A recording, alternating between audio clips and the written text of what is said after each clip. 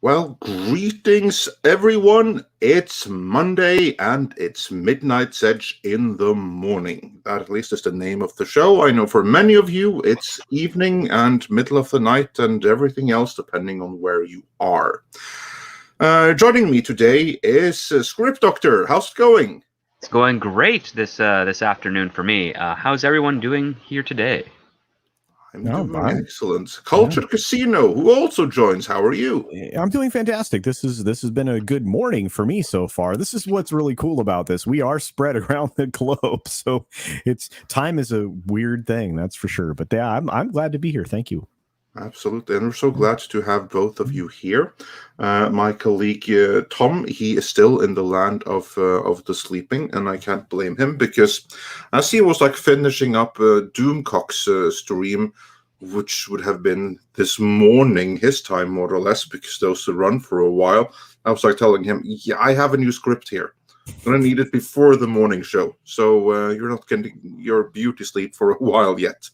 So hopefully he'll be joining us before long here. But because of his absence, we were able to get a video up on the Eternals performance and the media excusing it, apart from Deadline Hollywood, who removed all excuses, which was fun to see. So yeah, we'll dig into all of that. We'll be talking some Eternals, of course, because now we have the opening weekend numbers, which I see people discuss and challenge in any way possible. We have some other news to discuss later, such as a possible Rambo TV series. Big fan of Rambo here. And also, on Disney Plus, more Marvel movies may be released in IMAX format. Is this something we should celebrate, or perhaps not so much? We'll get into all of that. Sailor Sonic wonders what happened to the voice guy. Well, you mean the new one? He's awaiting his next script, which I'll have for him in the next few days here. And Rambam 3000 says Rambo TV series awesome if done right. That's a question, though, and we'll see what we can find out about that. And we also have many other awesome people joining us here. We have Donny Canup, we have Will Bloom, Mr. Dragon is here, Jakob Romanski is here, Anthony Cruz is here. Jason Gray, my countryman, is here, says, I just got through watching the Drinkers review. Yeah, that was a great review of the Eternals. I'm sure most of you may have seen that already. Lindsay, the Cynical Geek, is here. Greetings. Spider Unlimited is here, and he says for $4.99, good afternoon. Daylight savings. Was 15 minutes of the Eternals runtime the credits alone? And yeah, that's pretty standard, isn't it, script, for 15 minutes runtime? Well, I mean, 50 minutes is a little much, but the credits are usually quite a bit. Between 5 and 10 is your average, depending on the budget of the film and how many thousands of people are working on it overall, which it's a lot these days, especially on your tentpole films over at Marvel and Disney. Yeah, I think some of their biggest films I think are 12 minutes or so. I mean, I think that was the end game credits, and Civil War and stuff had 10 and 12 minute credits. So yeah. Well, that's also factoring in the post credit scenes that are dispersed between the two of them as well. Yeah. Those 2-minute blasts. Yeah. And also, speaking of daylight savings time, are you happy that we are finally on the correct time, which is winter time? Yes, and it should be like this all year round. Thank you. I could not agree with you more. I mean, let's just end this bullcrap. It's so annoying. You know what's so annoying with this for me in particular? Because time doesn't change at the same time. So I learned this 1 year ago when suddenly Tom was texting me, where the hell are you? I'm like, chill, we have an hour. No, the show is right now, daylight savings time. That's when I learned that daylight savings time is not the same time in the Norway and the US. So that's frustrating. No, it used to be about 10, 15 years ago that the sync was almost global. at the time, and then for some reason in North America they pushed it back a week, which annoyed me. I mean, aside from the fact that we had to do it anyways. Yeah, I never really understood daylight savings time. I've lived in places where you had it. I've lived in places where you don't, and I have to tell you, it doesn't make sense to change the clock. And here's the thing: the biggest problem we've had is with the financial markets when you have different time changes globally, because the markets open at different times. It's right. You get really screwed up if you pay attention to any of that stuff. But there's a lot of weirdness there. So anyway, it is what it is. But I would be in favor of freezing. Just let's stay here and never just ending it. I mean, we are no longer, for the most part, living in a farmer society where there was some kind of benefit to that. And even then, I think you could perfectly well do without. So yeah. And then also continue to greeting the audience. We have Erik Runge Madsen here representing Denmark. Karis is here. James Furan is here. Natasha, Head Wrench is here, so everyone behave, which of course you always do anyway. Dark Winter is here, Maestro Chi is here, and Will Bloom is here representing Stockholm. So yeah, awesome. And everyone, if you could all do us a favor, smash that like and help share the stream, then that would be most helpful. With the algorithm. Also helpful are super chats, and Spider Unlimited says Joan Rambo, First Blood, a period drama. Oh my god. Wow. That's kudos, man. I hadn't even considered that one. Yeah, that's a nice one. Darius Münchhausen sent us a $1.49 super sticker, so thanks so much for that. And then before we start railing on the Eternals here, just going to go through the others we can bring up. The Waltman 4 says for $4.99, my dad got an email from the biggest truck union in the US debating about a month-long walkout in December over the mandates. That's some good leverage there. I mean, yeah, that's some very good leverage. It's going to be a good Christmas this year. Or a very slow one, yeah. Depending on how the corporations respond to that. But yeah. It's going to be interesting to see. An Infinite Wanderer says, according to Doomcock's stream last night, I think daylight savings comes from World War I, where the Germans wanted more time in the factories. Yeah, I'm not so sure it was specifically that.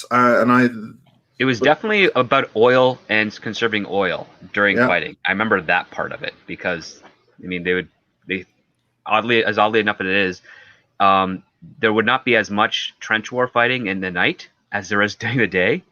But as it did get darker, they would end up having to use lamp oil to light up things so they could see their enemy. And I think there's some details with regards to they decided to agree to turning the clocks back an hour to preserve oil on both sides of the war, or at least I don't know if it was the First World War or a war before that, but I do know that daylight saving time was to preserve oil primarily because farmers only care about when the sun is up. They don't care what time the sun is up, that it's up, because that's when they wake up. Exactly.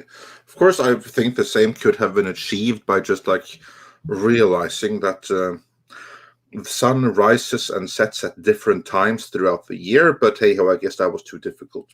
And then going back to some classics here, who will be on Toxic Femininity later tonight, says for $4.99, hi gents, hello everyone. And then we have, let's see, Deleted Teens, who says, hail Andre, script, culture, wrenches, and chat. A Rambo television series. I can't see it working present day. Hope I'll be proven wrong. Yeah, well, we shall see when we get so far. Yeah. We'll get into that a little bit later. And then we have Jillian, who sends for $9.99. I think it should be daylight savings time all year around. Here on the east coast of the US, it gets dark around 4 p.m. now. Regardless, let's end the spring forward. Fall back nonsense. Yeah. Yes. Oh, yeah, dark around 4 p.m. You should try Norway. See how that works out. Yeah. Wow. No, because here in Oslo, we're south of the polar circles. We're not at the point where we have like 30 days of night in winter and 30 days of day in summer with like the midnight sun.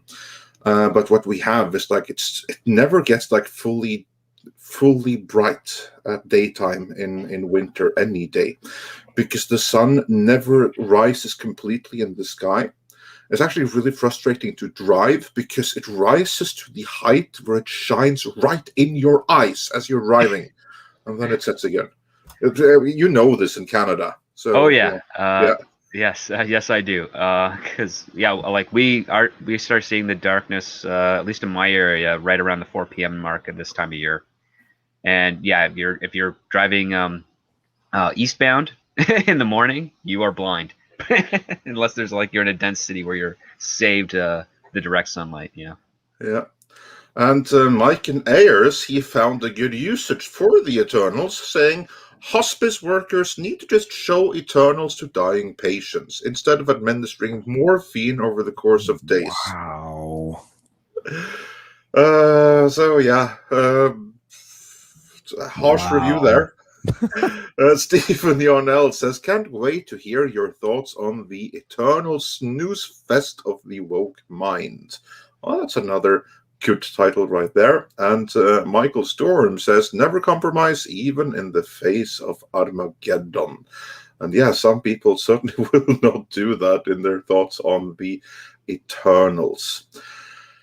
Let's get into that. Let's get into the first topic, which is the Eternals, because now we have some actual box office numbers. We've had the reviews, we've had the Rotten Tomatoes score, we've had the critics amazingly not liking it, which is something of a surprise, given that it kind of like ticks all the boxes that you'd expect a well-liked movie to tick, but still didn't help. They didn't take to it, and now we have the box office numbers. And let's be clear, though, for most movies, opening to 71 million domestically, which is what the Eternals did. It had a 71 million domestic opening. That's pretty decent numbers, and not something to scoff at unless you are Marvel Studios. In that particular case, I would say that 71 million is something to scoff at, especially when you consider that the early estimates for how it was going to open ranged from 75 million at the very low end to upwards of 100 million in the high end. Those were the estimates, and the estimates are what the industry thinks is going to happen. That's where they kind of like set their expectation. And also the studio's going to have like some internal projections for what they consider a success and what have you not. But anyway, when the movie is then thought to possibly open from 75 to 100 million and it falls short of all of that and it opens at 71, there is no way to spin that other than that it is a disappointment. Now, before we get like the industry point of view from script culture, I want to hear from you. What do you think about this opening weekend? Disappointing for Disney, Marvel. Just very it's not crippling, of course, and and again, I'm not gonna hyperbolically overreact to it, but it is definitely well below what they expected. And you're not wrong. I mean, some of those early forecasts got as high as 112 million, which it was going to do like this wicked amount of box office on its opening weekend domestically. And we still are, you're still seeing the domestic box office represented quite, as very important, because this film isn't going to release in China. It's not going to release in Russia. It's not going to release in a lot of markets in the Middle East. So 24 major international markets that it released in were almost in sync with the United States, which means this is the biggest this film's going to be, and then it's going to scale back. And I think that's the reaction that I've had from the very beginning. This thing, if I still am skeptical, I think this film probably, because we're still dealing with estimated totals, I think this made about 69.5 million. I think that the early variety projection was probably closer to what the actual numbers could be, but they'll be revised one way or the other in the next couple of days, and we'll know for sure. But for now, 71 million, I'll accept it, but it's disappointing for Disney. And it again, I mean, it didn't even get anywhere close to what their internal expectations were, nor what anybody that's a true industry professional expected. And we're seeing the some of these things are showing up in the bottom line that we've been talking about for a while, affecting audience interest in this. For a change, though, I have to say it was kind of refreshing to see the critics mimic some of our conversations that we've had here, because that doesn't happen very often. So only goes to show just how ahead of the game we really are when we are having conversations, and of course we are criticized massively for them, and then years later, okay, ignore those people completely. However, we need to talk about this. Exact same things we spoke about years ago. So better late than never, I guess. Yeah. But script. Yes. First of all, what do you feel about this, and what do you think is the response within the industry? Well, I'll have to say, first and foremost, props for Marvel Studios for at least trying to swing for the fences with doing the Eternals. Just taking a risk, really, with these characters. I mean, you don't ever get that type of aspect with Marvel. I don't think the execution was very good. I don't think the people they brought involved for the production was a smart choice.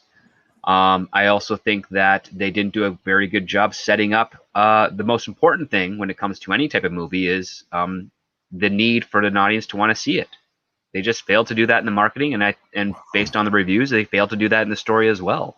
Yeah. I mean, it's the first Marvel movie I can think of where the majority of people I know in town and outside of the industry just did not feel like they had to see this movie, that they felt like they could skip it and not miss a beat for the rest of the MCU story that's currently being developed in this Phase 4. And that's a really, really bad aspect of this. And what else can I say is that the critics and the audience kind of, affirmed that perspective that, you haven't made us care about the Eternals. And so why should we go see it? I mean, the two previous films that have debuted, Black Widow and Shang-Chi, did nothing to set up anything for the Eternals at all. So, well, maybe the 10 Rings. Maybe, but that's like kind of. That's a maybe. I mean, that's something that we have to read into it. It's not something that's that they brought up in the movie at any point. Also, I have to say that I agree with you that, like, kudos to Marvel for taking a risk on the Eternals. Like, my frustration isn't with them doing the Eternals in the first place. On the contrary, after having researched the source material a little bit more, I say kudos. Absolutely, do the Eternals. But why the hell did they have to mess it up this bad? They paired it with the wrong filmmaker. I mean, they did it, but they didn't do it right. They'd have been better off not doing it than this completely hopeless direction that they took. And one of the things that kind of was a staple of Marvel back when it's in its inception with the films was that they were going to set up the potential for another story, whether the movie was successful or not. Because with Iron Man, they had no idea it was going to be a big hit in comparison overall. But they just decided to do that little tag of introducing Nick Fury and talking about the Avengers Initiative. And then, as they did Thor, and then they bridged Thor with Captain America, they bridged Thor with the Infinity Stone. And then Captain America also with the Infinity Stone, the Tesseract and everything. And they just slowly started building it all together to say that, yes, there's going to be a potential. And then you had that really big, awesome point at the end of Avengers where you had Thanos turn his head and smile, and you're like, okay, we're building onto something here. And that was kind of like the formula. It's like you watch a Marvel movie to get that story. That story builds in addition to what we already saw. And then we get that little end tease of, okay, this is the like a little nudge of the direction we're headed to. But after Endgame, we haven't really seen anything that does it in the same type of manner that would compel an audience to want to invest in this franchise any further. You kind of just had an actual cutoff point with Endgame now. Like Spider-Man Far From Home was the first movie afterwards. I don't remember the post-credit scene all that well. I think it was like Nick Fury in a simulation of Hawaii or something. No, it was actually really lame. The post-credit scene was that Nick Fury, who we had seen in the movie, wasn't Nick Fury at all. It was like those reptilian shifters with the Kree or the Skrull. Yeah. It was the Skrull all along, which I thought was freaking ridiculous. But yeah. Yeah, and then that you give us that, but like, okay, is if you're trying to set up Sword, that's cool. Could we have like an image of that or something?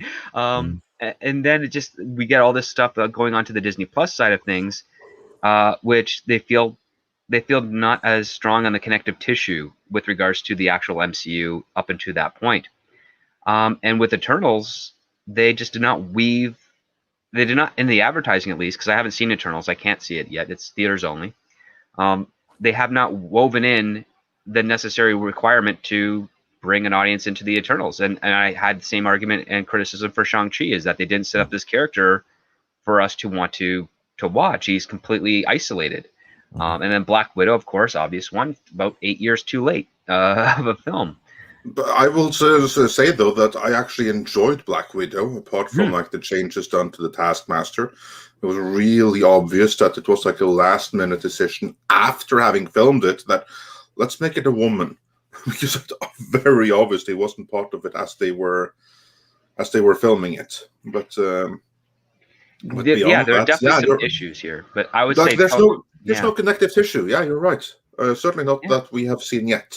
And that's the other part too. That's the kind of like the fascination that I learned in college when it comes to stories, is that the audiences really love the idea of connecting things. There's a reason the game 6 Degrees of Kevin Bacon is popular amongst cinephiles.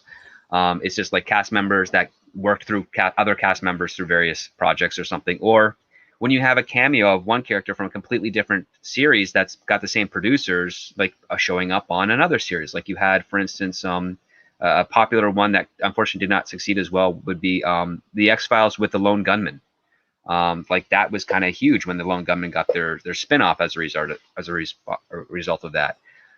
People like that. You also have like the classic Batman and the Green Hornet like crossover, and people dig those types of things. They like knowing that one fan base has a connection to another fan base and that it can bring people together.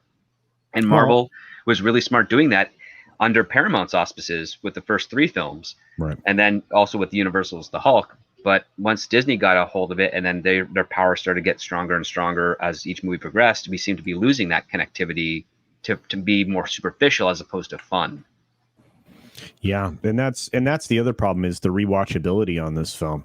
And I think overall, I think this we haven't gotten into it yet, but I don't think this film is going to have the kind of legs that they need, because there isn't a lot of positive word of mouth out there. And there's no rewatchability. Like, I think I'm the only one on the panel who's actually seen it. Yeah. And I have no need to rewatch it like ever again. Yeah. I mean, I have a greater need to rewatch, say, Dune.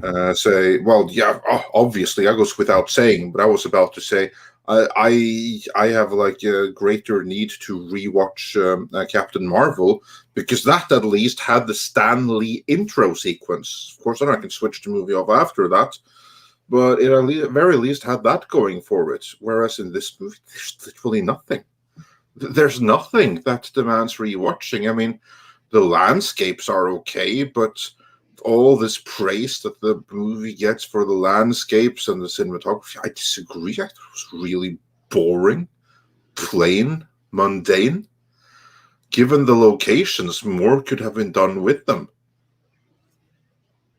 I mean, like the one cool shot of the movie is the Celestial who comes to Earth at the very end and fills up the sky and everything. And even in that shot, I'm like thinking, this has to really throw Earth out of its orbit, because the gravity of that.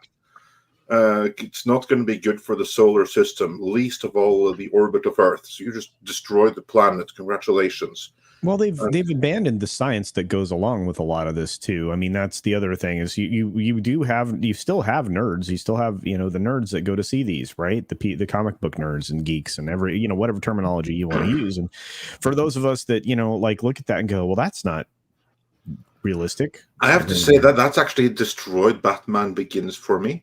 Oh yeah. Yeah. Like that's because when they have like this weapon that makes all the water explode that they drive through like town, it like instantly evaporates. I'm like, how is this weapon not dangerous to humans who are like 90% water? So yeah, between 75 and 90% water. Yeah, it's like how does it? Yeah, because the Batman Begins had a bunch of problems in that. That one there, it's like.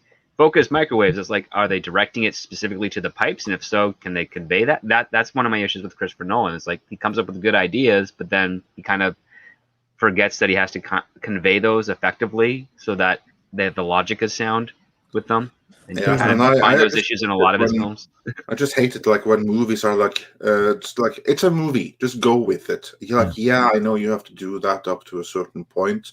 But I can't, for instance, in this movie, then, when you have a massive celestial that looks to have the mass of the moon suddenly show up literally inside of Earth's atmosphere. You have to be the tides alone would be devastating. Yeah, you'd have to have like some pretty lacking understanding of basic elemental Newtonian physics to not react with like, hang on a minute for a scene like that. Yeah, like I get that it's nice visual to put on screen, but at what cost? And that's what I found like was like so. You have this great moment. With the movie. You can do this great moment where you just do a cut to NASA and they're like, it's our instruments say there's nothing there, and it's like, but we're looking out the window, we see it, and it's like, but there's nothing there, and then you have that thing where it's like, oh, okay, so that's not why. That would have sold it. That's why the world's not going crazy, is because the celestial is able to do something that won't harm the planet, but still be able to have its presence. Yeah. Well, of course, also Dark Winter wonders, can the Eternals have kids? Yeah, they can, and that really harms planets. Because planets are basically like eggs for Celestials to grow up in. And that's like the big spoiler of the movie. Earth is just an egg for the Celestial, and the Eternals, those that decide not to rebel against their creator, meaning everyone but, the villain whose name escapes me right now, they all decide that we have to go and we have to abort this Celestial before it's born. Of course, those terms aren't used, but that's what they're doing. That's kind of like what they're fighting for to achieve here, to end the life of the Celestial while it's still in utero. Wow. Oh, that's not going to be contentious at all. Yeah. I mean, I didn't pick it up on that the first time I saw it, but I was like, wait a second, that's actually what they're doing.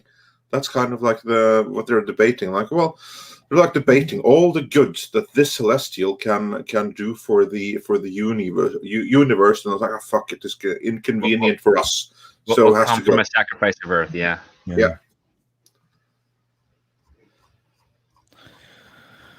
So yeah, what a movie, right? Yeah, what a movie! What a movie! The more you think about it, the worse it gets. Yeah, I mean, and people wonder, I mean, why weren't you interested in going to see this? Why, you could review it on your channel. I'm like, I don't need to see it. I already know everything about it. I knew about it 2 years ago plus now. And I'm like, after that, I was like, I'm not interested in this. And then my disinterest grew. As time went on. That's not good. That's not good when you have like YouTube pundits who decide that I don't want to see this. Who like make a conscious decision that I'm not going to see this. Yeah, but that's happening everywhere, right, Andre? Oh, yeah. Your observation, right? Yeah. Like I have a hard time finding people to discuss the movie with who's actually seen it. Generally, shouldn't be a problem in our sphere of YouTube, but it is. Well, that says a lot in and of itself. I mean, obviously, but I just wow. And here's the thing. I mean, the narrative around this right now that's being crafted, that's the other thing, obviously that we're going to discuss here today. I can't imagine somebody deciding that for Marvel, for Disney, for anything Disney nowadays, that this is going to be a success. I mean, much less profitability, which is part of the video I've put together for today. I don't see an enormous profit, if any at all, from this film, because I don't believe it's going to have any legs. Yeah. To be fair, though, I don't think that movies that are released right now should be expected to have profit, because we're kind of like in unusual circumstances, in which the usual rules don't apply, by which I mean that this movie and all other blockbusters coming out now, they were greenlit and budgeted under the assumption that the world was still going to be as it was in 2019. Right. Meaning everyone could go to theaters around the world with no restrictions whatsoever. That was the assumption when it was budgeted and everything like that. But that's not the case. But I would put that firmly into the force majeure category. Right. Meaning an act of God, something that none of the studios really can help. And it's unfair of any movie that was greenlit for a different world to be released where we are right now and have like the same levels of profitability on them. So I don't expect the movie to perform relative to what it should have in a normal situation, but I do expect it to perform against others that are released in the same circumstance. Right. Like, for instance, if we compare this to Shang-Chi, or Shang-Chi, as we were told that it was to be pronounced in the movie, or to Venom, Let There Be Carnage, or to Black Widow, that was even released day and date on Disney+. Right. I mean, I would put the bar on those. Can it beat those movies? In that case, it's a huge hit. If it didn't, then that's actually a big problem. And it didn't. It came in last of those four. Yeah, fourth place. Yeah, and it did by a substantial margin with even a day and date release, right? With Black Widow. I mean, and then you had Venom. Venom, out there with 90 million on its opening weekend. That's pretty good. You're 100% right. I mean, it is a different market now, but at the same time, I mean, we're going to have to break free of that at some point, and I thought that the acceleration towards that freedom, and so did many of the professionals that industry professionals that have been talking about it, they expected this to ramp back up after No Time to Die. So we'll see. I mean, I think the true teller of tales will be Ghostbusters Afterlife and Spider-Man. I think those will be the ones that kind of give us a real perspective here because of their size. Well, it's based on their market share on the fandom, pretty much. Yeah. That too, but also, who knows what kind of restrictions will be in place on actual movie going? Like, will there be like new lockdowns in places? Will there be mandates that restrict the public? That we don't know yet. That's going to depend from place to place. I think that as you get closer to the election cycle, in particular countries, that might change whether or not they're locked down or not. It seems to be of benefit to lock people down during an election, but I don't want to dive too deeply into that. I just think we'll have to see. I think it was wise for Disney to push things back, to be honest with you, as far as some of these films, moving them back a few months. And in the case of Indiana Jones, maybe never making it. That would be good. That would be very good. But I just, I don't know. Like I said, time will tell. But I think the two bellwethers are going to be, or one of them will be the bellwether. It'll either be Ghostbusters Afterlife or Spider-Man. Yeah. Script. What say you? I'm in a bit of an agreement there, but I do know that at least in my province and where I am in Canada, that theater patronage has gone down a little bit because of such mandates, which are now implemented fully here.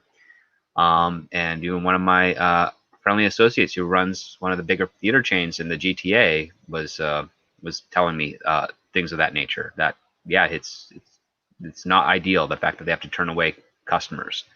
And that's probably going to factor in a little bit well, I would say noticeably to the studios. Probably not as great as we fear it's going to be, but definitely it's going to do a dent. So I'm really hoping Ghostbusters Afterlife does well. I really wish I would be able to see it when it comes out in theaters, but I ethically I will not divulge personal information just to go watch a movie. Yeah. And I hope it does well, and I hope it signals to everyone else that we can still tell good stories and make good movies as long as we focus on what's required to tell a good story and make a good movie, and then we'll see what happens with Canada. Oh, sorry, not with Canada, with Spider-Man. Sorry, I was reading the chat at the same time. Yeah, I still think we have 3 more years of this with films that are just completely disconnected from an audience. Give them a production turnaround. Yeah, you're probably right. Yeah, at least, and that's assuming that that they're getting in tune with the audience right now, which I think is heavy assumption. I think that it's going to be some time before they're in tune with the audience again. I mean, like budgeted for the situation. Yeah, that happens right now. That's like 2-3 years before we get movies budgeted for the current situation. But a bigger problem here in the States is that they're going to try to bail this bologna sausage out again for the second time. They're trying to resurrect the freaking Hollywood Act thing that gave them, money. Carte blanche, really, to go. Your taxpayers' money, how that work, isn't it? Yeah, no, it's irritating. I'm not bailing out Hollywood. I didn't want to do it the first time, and I really don't want to do it the second time. And if that's where you're going to put my money, you're going to get some backlash from me as a constituent. Because I'm just it's unacceptable, right? Well, if they're giving our tax dollars to Hollywood, why can't we watch the movies for free? Well, that's the other thing, right? It's like that. I mean, that's the trade-off. It's literally a transaction, which is they make a movie, they put it out there. If it looks like it's something we want to see, we pay for it to see it, and if we like it, we'll watch it again and buy it on like home video or physical media or whatever.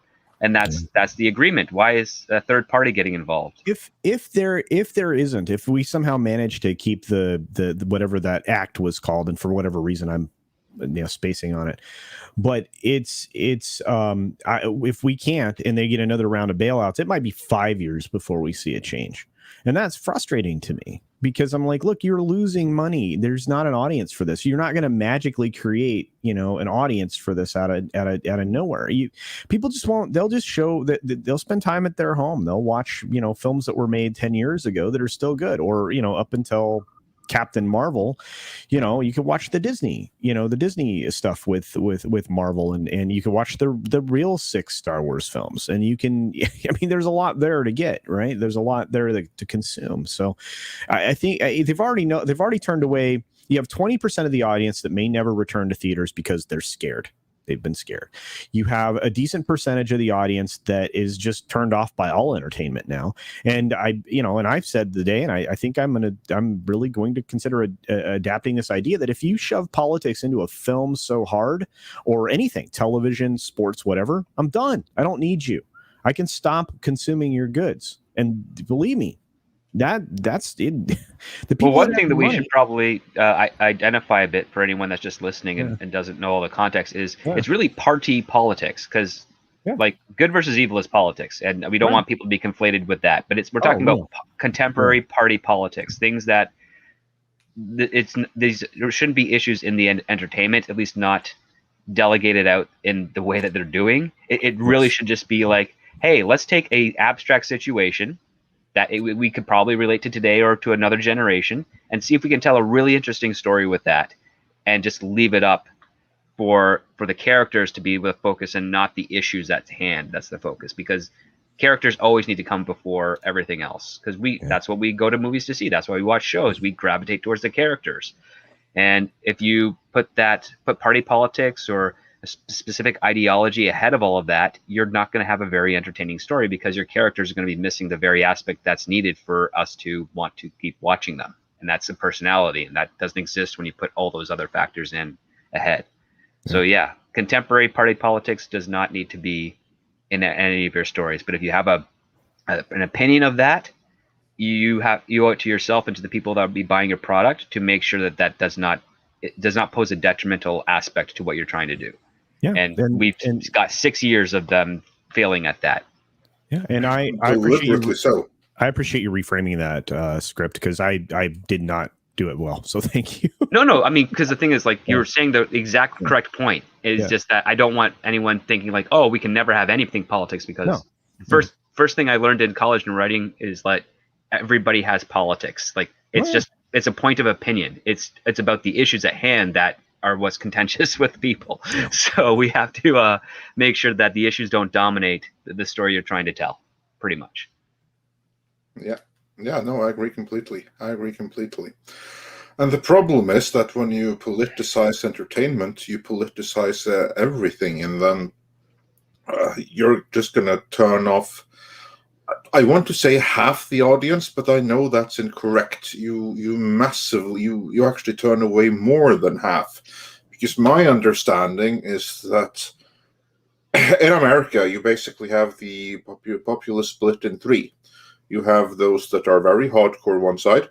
Mm-hmm. That's one third. You have another third that's very hardcore the other side. And then you have another third in the middle that's kind of like, yeah, I don't really care about anything, just leave me alone. That's two. You're going to go hardcore partisan. That's two of those thirds that you're going to be annoying. Yeah. Yeah, well, it's actually, and it's actually even smaller than that, Andre. You have a very small percentage on the extreme polls in this country. Well, of course, because like when you shift all of the the goalposts. Yeah. But yeah, sorry, carry on. No, I'm just saying is that I mean, you were right. I mean, you're turning off. You are exactly right about the thirds, but you have very small groups that are on the extreme polls. And right now, unfortunately, in this country, the extremes are the ones that are in control of the media, in control of the message, in control of the political machinations in this country, et cetera, et cetera. So, and that's one of the things we struggle with here in the United States. There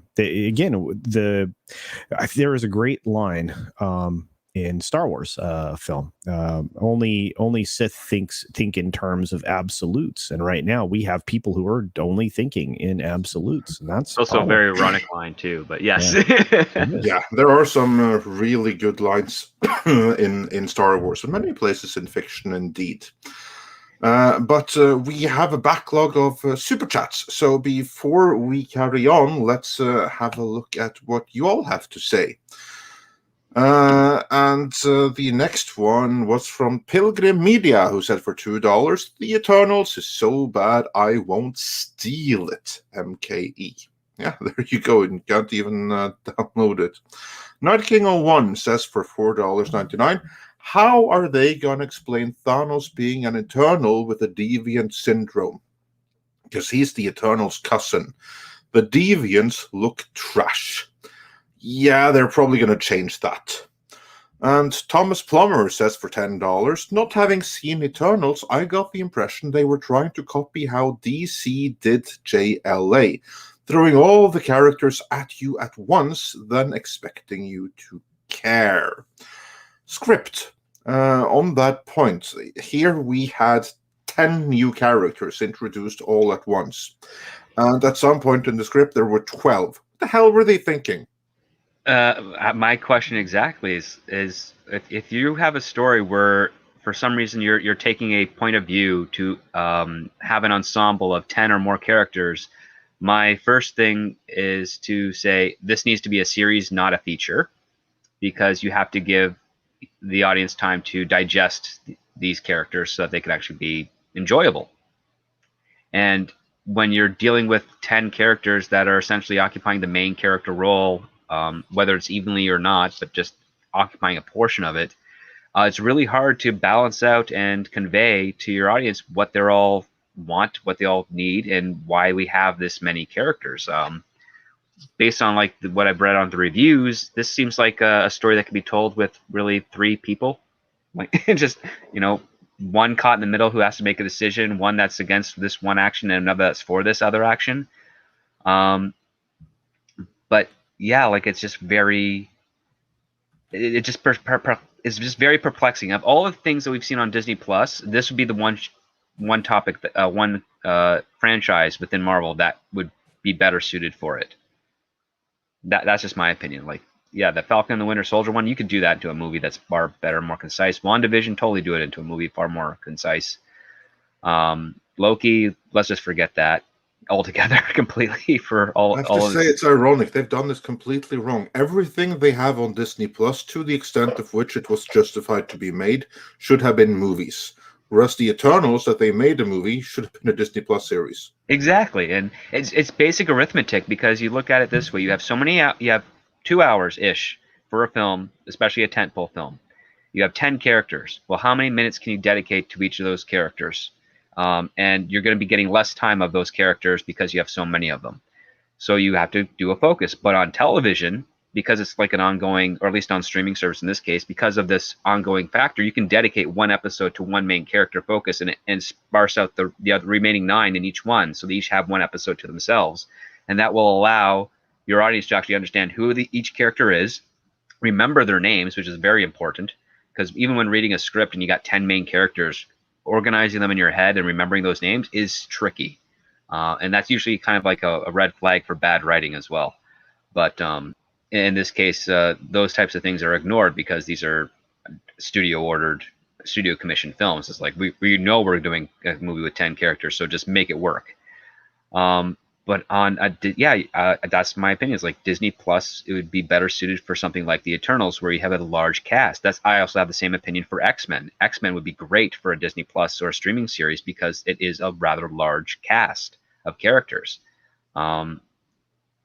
That's just my opinion on the nature, and I think they really missed the ball here. I think, and I mentioned this with the start of WandaVision. It's like they feel like they're kind of going backwards. They're not able to. They have a TV formula for their films by making them each kind of like an episode or a chapter in a larger story. But when they actually do something that's on the small screen, they're breaking up a really simple story and stretching it out to be longer than it actually needs to be. And it's perplexing for me. I just don't get it. Yeah, no. And what I think is so frustrating, again, is that I think, after having researched it some more, the Eternals actually could have been really, really cool, and it would be a great way to further expand the MCU had they done it properly. And doing it properly involves doing it on Disney Plus, but they just botched it. Well, okay, you could have built it like script suggested there, and then had a movie cap it off, and at least then they would be introduced into our world that way. Exactly. Yeah. Exactly. I like that idea. But again, can we really count on them doing that? I mean, the chat brought up multiple times in various ways that there have been large ensemble films. We had better writers then. You know, there are good writers today still. Script is right here.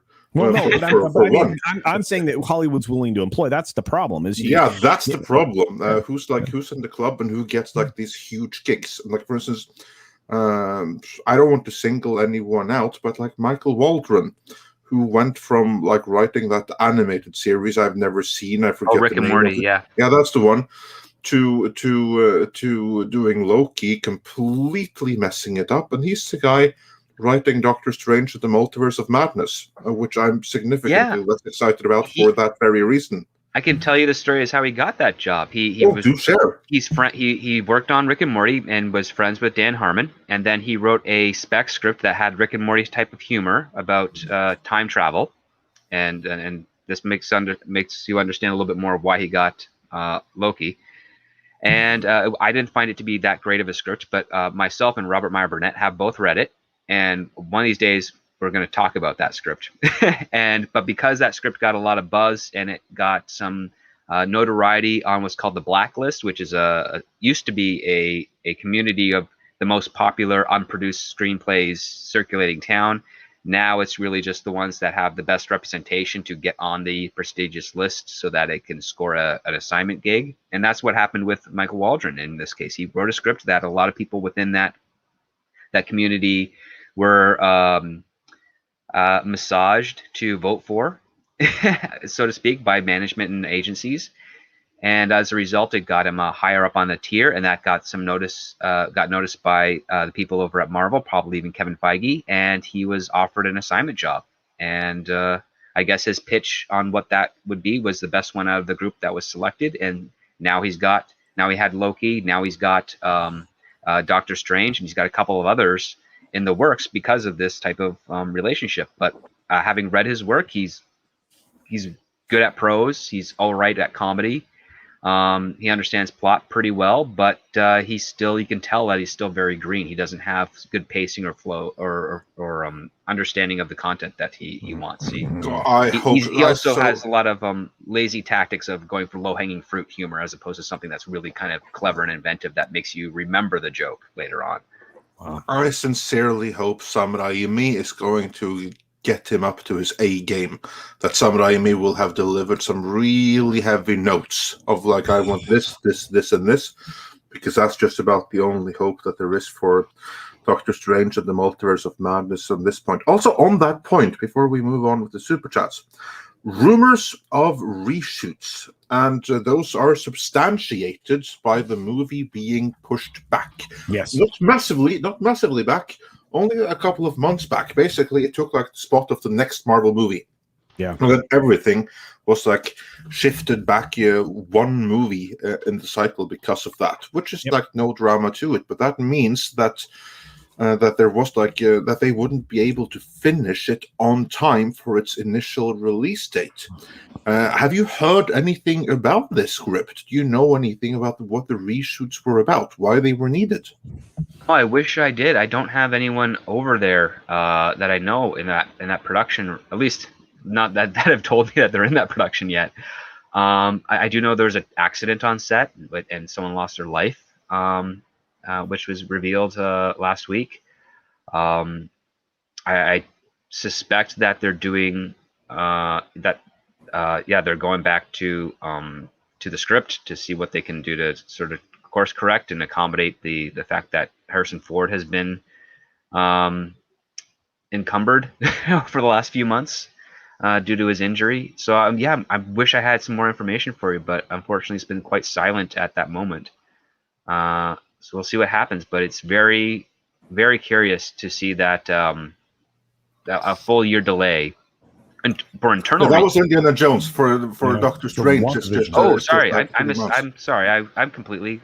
How did I? No, it's no. I meant Doctor Strange. Have you heard anything about Doctor Strange? The delay on that since? No, I've not. That one, no, I've been following. Actually, sorry. The reason I probably got confused with that is because Indiana Jones was the one that's right on the tip for the whole year delay. Yeah, it was announced at the same time because like all the Marvel movies, they were like pushed back like one movie, not 1 year, but one movie. So like for instance, instead of coming like in spring, Doctor Strange comes in summer, and the movie that was scheduled for summer is going to come in fall, and like vice versa. But then at the same time, there was Indiana Jones pushed back a whole year. Now we know a little bit more about that. But Doctor Strange, I mean, I've heard that there's reshoots on it, but do you know anything about what those reshoots were about?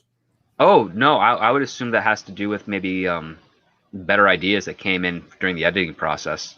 If it's Sam Raimi, because that's usually what it goes down to. And if you ever read one of the great Bruce Campbell books, If Chins Could Kill, there's several chapters with regards to them shooting Evil Dead and Evil Dead 2 and Army of Darkness and how those productions go about and the planning that Sam Raimi does, and then him having to sort of shoot from the hip during post-production and doing a little bit of reshoots here and there. And also Bruce Campbell trying to destroy the classic that Sam Raimi puts in all of his films, which is a car.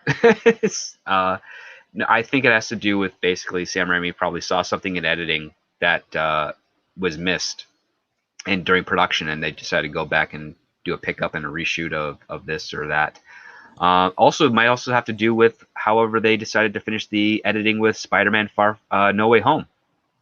That was finished production before I think they started Doctor Strange, and I think that with the reshoots that they did on that film and the slow releases they're making with regards to the reveals, because now we know in Spider-Man Far From Home we're gonna have Sandman, Electro, Green Goblin, and Dr. Octopus. So yeah, I'm assuming whatever ended up happening with that story probably had an impact on Doctor Strange, and I would assume also some of the response to WandaVision probably had an impact on that for some reshoots as well. Yes. So that, and I can only go by on assumptions on that part this point, because as far as I know, the production wise on Doctor Strange went really smooth with Sam Raimi involved. Oh, cool. Let's hope for the best.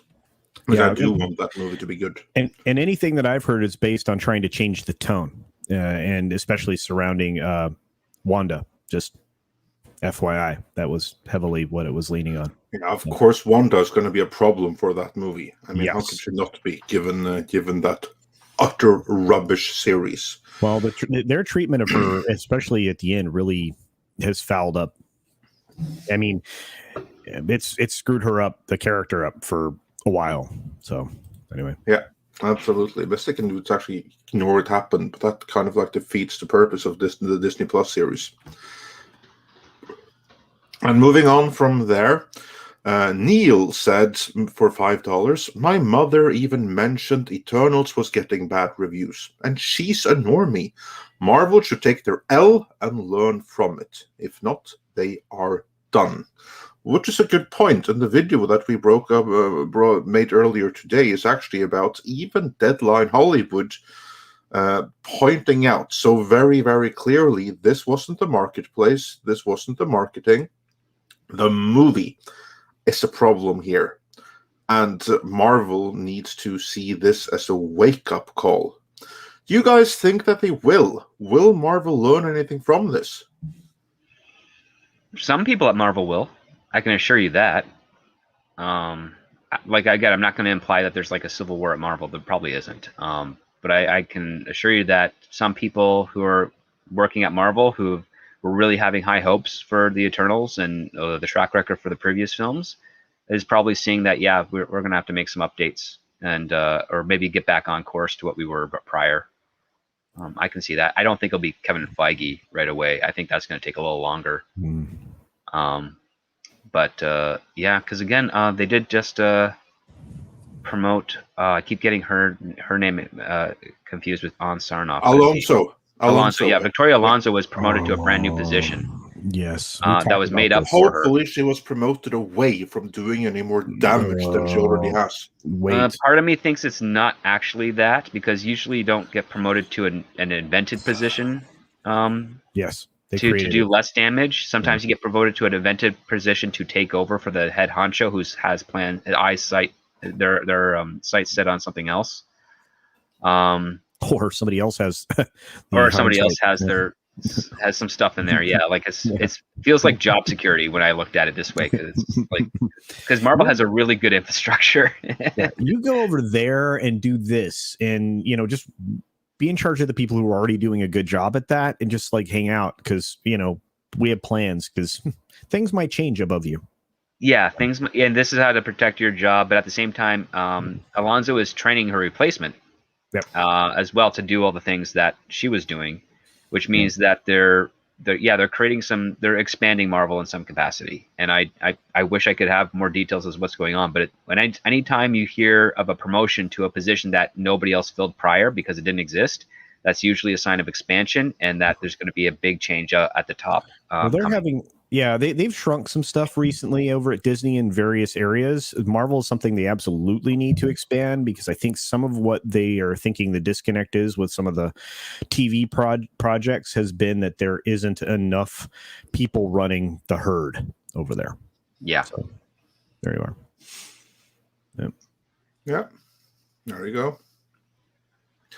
And then getting back on the super chats before we continue here, we have Matthew W, who says for $5, wasn't Ego the living planet a celestial? How was he going to see the Earth if there was another celestial inside the Earth? And my theory is that the people making this movie didn't think about that. I guess. What do you guys think? I would say I guess they forgot to consult with James Gunn, who was the producer of the Marvel, like the cosmic aspect of Marvel. At least he was supposed to be. And I submit that when Alan Horn fired James Gunn, that all ended. And so did the future of the MCU. Because I think that the plan for Phase 4 was to go all cosmic under the rule of James Gunn, and I think it would have been fantastic. I think we wouldn't even have missed Star Wars, but it all went to hell. Yeah, that and paranormal. I mean, that was the direction they were going to go, cosmic and paranormal. Yeah. So and James Gunn would have been perfect for that. And that was the one misstep I can point to in Alan Horn's, management of things in the last several years. And it's a real shame to lose. It was a knee-jerk reaction. It was. It was, and that knee-jerk reaction literally cost them the MCU, because I think that after Endgame, had they carried on as planned with James Gunn heading the cosmic side of the MCU, things would have been very, very bright for the MCU right now. I think that in that timeline where James Gunn stayed with Marvel and he did all these cosmic things, Marvel would right now be the new Star Wars and Star Trek rolled into one. Entirely possible, yeah, because he did something. Again, here's the other part too. So they gave him Guardians of the Galaxy as another risk, similar to how the Eternals was going, and Feige was trying to, I guess, repeat that formula with this director whose name is escaped me as well. Chloe Zhao. Chloe Zhao, yeah. But the other part too that was also kind of interesting, and one of the things that's very that I find kind of different with James Gunn is that he is so hands-on with his projects that Marvel kind of doesn't do the same type of tactic that they've been doing with some of the other directors. They kind of pull out of obscurity. They, like James Gunn, storyboards the films himself and plans all the special effects and whatever is going to be composite CGI or what sets he builds and everything. He's got a lot of control of his individual films, which you can't really point to any of the other directors having that. And I'm really hoping, and I assume it's going to be the case with Sam Raimi, that he's got a lot of control over this, because he's kind of like a founding father of Marvel for film. Before the MCU studios existed, he was the guy that kind of got them sort of starting. And he's also got a relationship with Kevin Feige, so I think he's going to have a lot of carte blanche there as well. But for James Gunn, I would hope that if he wasn't terminated, he would have started building a great cosmic team to take over. And I mean, the rumor has, and I don't know if he'll ever confirm this or not, but the rumor had it that in Endgame, Adam Warlock would have been introduced and part of that. If it wasn't for him being terminated while they were shooting Infinity War. They have false started Adam Warlock 3 times now. Well, now he's cast, so he's at least going to be in Guardians of the Galaxy Part 3 or something. Yeah, and I'm waiting for this Craven project. There's a lot of things I'm waiting for in comic book movies, both at Marvel and DC. I feel like I've been set up to like wait on a lot of things that I needed the payoff for like a year ago. So I'm frustrated. Yeah, no, I think that derailed things more than any of us have any idea. I think that the Phase 4 we're seeing right now is a last-minute scramble to replace what we didn't get from James Gunn. It's my opinion. That's why I think Phase 4 is so unbelievably bad. That everything we're getting was supposed to be the side projects. It's going to only supporting the real deal. Yeah, it's going to be screwed up. You're not wrong, Andre. And I mean, I've been leaning that direction for a bit, and the film I was truly looking forward to the most, and maybe I just speak for myself, but it was the Doctor Strange and the Multiverse of Madness. I thought, okay, no, I agree with you. Mm-hmm. Of everything, the color dresser, that's the most exciting. Yeah, WandaVision was the thing I was like, this is going to be cool. This TV series is going to be amazing, right? We're going to get, Wanda to actually fully get to the point where she can express her powers and people will start to appreciate and understand what she's capable of doing. And then you'll end up in the Multiverse of Madness, and that will be, the beginning of this amazing cosmic and paranormal push that we have with all of the things, the companion to S.H.I.E.L.D., you got S.W.O.R.D., you got all these other things out there, right? And I was pumped, and then come to find out that this is not going to be the film I was anticipating, and that it doesn't necessarily have the best direction going forward. It has a great director, but the story around it could be a real issue. I'm very worried. And again, if it fails, if Doctor Strange fails, a Phase 4 will be a complete loss. Yeah, there's nothing else to look forward to. I mean, I would say that it's like Shang-Chi was mildly entertaining. mildly entertaining. I know some people really like that, and some people really enjoy the Eternals, and that's fine. Black Widow, I don't even consider a Phase 4 movie because it chronologically and spiritually everything belongs in Phase 2. Or like early Phase 3. No, actually, early Phase 3 is where it belongs. So, of like proper Phase 4, it's been a complete washout so far, you ask me.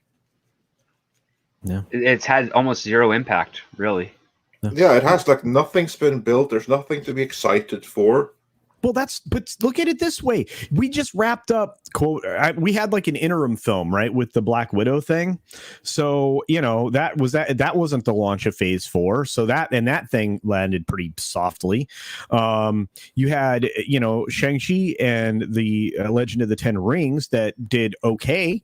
It wasn't the triumph that they had been advertising, and in my opinion, it wasn't a bad movie. It wasn't a good movie. It wasn't a bad movie. But it's not a movie I was going to ever. I don't know that I'll ever see it again. And then you have, and then now you bring out the Eternals. So on the Disney side of the ledger, I'm not seeing a lot of hope. And that's the other problem. The other thing that's been bothering me. Now I sound really cynical. I don't like that. Very pessimistic. But but I look at the Sony side of the ledger. I'm like, hey, that looks good. Hey, that looks good. Hey, Venom is like, after Venom, which just whooped the pants off of stuff. I was like, that's a pretty good film, right? I don't know. Anyway, who would have thought that our hope would lie with Sony? Yeah, well, that's messed up. But again, it comes down to Spider-Man, right? And that side of the equation, because Spider-Man's just like Batman, Superman, Wonder Woman are the face of DC. Spider-Man was essentially for the longest time the face of Marvel. So I'm just if you bought the comics early on, it was Spider-Man's face. Anyway, I'm done. Anyway. Oh no, you're right. And again, like X-Men may have started a little earlier, but Spider-Man really did dominate the market share of what Marvel did. In 2001, 2002. Sorry, 2002 is when it came out. Incredible. Yeah. It's the movie that Sam Raimi. Give props to Bryan Singer for getting the X-Men people talking about X-Men again, and then Blade just really doing a number and getting people into like a very obscure character at that time, and making him popular and like a household name again. But yeah, Spider-Man is those first three movies made a lot of money and were helped to build the foundation to start Marvel Studios, and so that they could do what we had here. And now it's basically seems almost like they're using the character as a crutch at this point. Yeah. Because they know that Spider-Man Far From Home, with the two other actors confirmed being in there, is going to give them kind of like a much needed boost to sort of get their footing, their feet underneath them again for the long haul of what they're going to complete with Phase 4. And I think they're going to try and end Phase 4 with the Fantastic Four, which is I'm very terrified for. Me too. I'm not like terrified as in this actual fear, just terrified with regards to how we're going to get a third iteration of this. That's still going to be, an official third iteration, because the Roger Corman one was I would say pretty silly, but still very faithful and respectful. Best one to date, and I worry that it's going to continue to be that. But speaking of new actors joining in, we are joined. You guys are fucking boring. Oh my god, I had to come save y'all. Thank you. Y'all, you can't. Your dynamic don't work. It's just too boring. Okay, and I couldn't listen to Culture Casino say Spider-Man like he's talking about Spider-Man in the plural. Well, it's a good thing that you're here to show us the way then. No, I just coming in. There's much Spider-Man in the next Spider-Man. That part's true, but before that. Well, I see it that way all the time. I know you do it. I'm just picking on you. I know. But it is very dry in this room, and y'all needed me badly. Well, I'm glad that I have water. Then. I can splash it. Anyway. My God. No, I'm just kidding. So what's going on, kids? How was your nap? Just in the middle of some super chats. That's really all it fucking was a nap. I shit you not at this point. I know. Oh yeah, don't even remind me of the Fantastic Four. But let's carry on with the super chats, and before we carry on with our show here, Ranmori82 says for $5, didn't they do this plot much better in the Doctor Who season 8 episode "Kill the Moon"? Well, I wouldn't know because I've never seen a single episode of Doctor Who. How about you, gentlemen? Have any of you seen Doctor Who? And more specifically, have you seen the season 8 episode "Kill the Moon"? No, that's Peter Capaldi. I got out of Doctor Who when my buddy showed me the pilot he was editing of that of Capaldi's introduction episode. Oh, the Capaldi era. I really hated the writing in that. I loved Peter Capaldi as an actor, but when I saw what ruined it for me is the "how dare you" speech, because I'm like, when people say "how dare you," it really means that you've caught them in a lie and now they're trying to turn it around on you. Shoot the moon. And so I have not followed that one because I got out at Matt Smith was the last Doctor I watched. Yes. Yeah. I think that's from what I gather, that apparently was the place to exit. Yeah. Yeah. And then one I actually can bring up on screen. I may have missed the later ones, but Dash Attack said the ethics of terminating a baby deity before it's born is something I think only the Russos could tackle. Yeah. Marvel is in over its head. Yeah, they completely messed up that part of the story. I mean, there could have been like a genuine moral dilemma there, but they blew it. There's no other way to put it. They blew that as they blew everything else in the movie.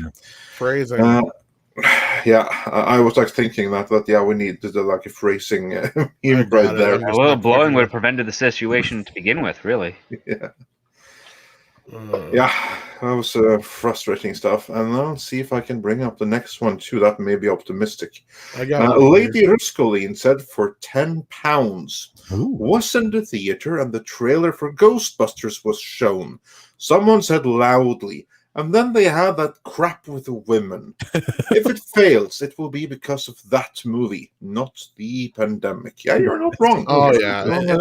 I've talked about that before, but the latest trailer dropped today. Yeah. Looks good. Oh, really? We have a new trailer? Yeah. Well, out of the dozen I've sent you already, Andre, that you've ignored. Yeah. I was like thinking, haven't they shown enough of the movie already? Probably. Now they've shown a little too much.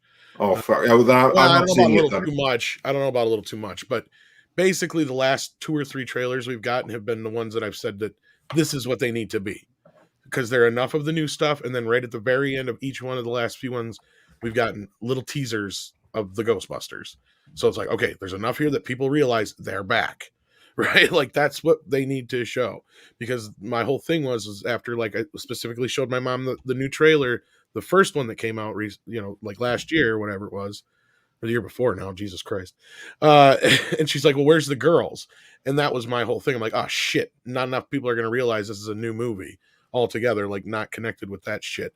But now they've done plenty, I think, at this point. So this new trailer is probably the best of the bunch, but it's a quicker one. It's only a minute or something like that. Well, the most important thing is that people get exactly what's going on and that they need not worry about the ladies. Also, on that note, Corey B sent a pie super sticker. Pie. I'm sure we could all use some of that. And then, let's see, just trying to get caught up here. Rob Mack, this is a more recent one, says, everyone doesn't want to see 2 men lip-locked. Fair enough. Well, Angelina Jolie thinks you are a terrible person for that. She has nothing but disdain for you, as she expressed in public. Well, it needs to be said, though, like, not everybody wants to see a man and woman together, and not, some people don't want to see whatever. You just got to deal with it, but it depends on how it's done. That's my issue. And that's how it was so well done before. I mean, think about it. You didn't need the overt intimacy between characters to convey a sense of romance and togetherness, right? I don't care as long as it's done well and it's not forced. That's my whole thing. It doesn't matter if it's between a man and a woman, 2 women, 2 men, or an alien and a person. I don't give a shit. It was handled pretty well in this movie, though. I mean, I have many complaints about this, but that actually ain't one. I mean, in terms of, like, if they're gonna be woke and they're gonna have that, they did handle that fairly well. I mean, obviously it was like forced, but it could have been worse. Could have been much worse. And Tina Bojan says, happy to be enjoying lunch with Midnight Edge. Oh, well, thank you. We're so glad to. Did you bring enough for join everybody? me for lunch date. Hope you brought enough for everyone. Yeah. Oh, I'm hungry. So I broke my keto because my birthday was yesterday, and my mama made me. How much did that cost you? What? I know it's a fucking diet. I was kidding. Yeah, no, my mama made me. Mama? My mama, she made me homemade chocolate chip cookies. So I had to break my keto. So, but it's worth it. It's worth it. Warachi. Oh, your keto diet. Oh, yeah, I see now. I was like, what the hell is I was being an asshole. Of course, anyway. ketolicious. Yeah, I see. Warachi says, awesome panel discussion, boys. Let's hope things improve. Well, it's much better now that I'm here, so it will improve. But so far, all I am is bored by... Well, I know you're bored because I wasn't here. Oh, you mean Marvel and DC. I'm sorry. That's a diva. Love Dune. Hope Ghostbusters and Spidey are good. Yeah, we got a new poster like a day early than we were supposed to. I don't know if you guys talked about that at all. No, not yet. We're getting to it. The Spider-Man poster, but I happened to work it in our video this morning, which I hope dropped. Oh, yes, it's dropped. Okay, it's done fairly well and everything. And we explained. If you wanted to hear me blow a gasket, I'll be like, "Why the fuck ain't that video up? It should have been up 6 hours ago." Yeah, well, it was up. It was up. Let's should have been up before I was done with it.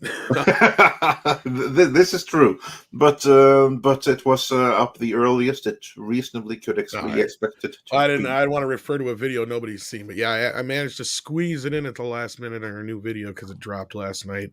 Even though the poster wasn't supposed to drop till today, but yeah.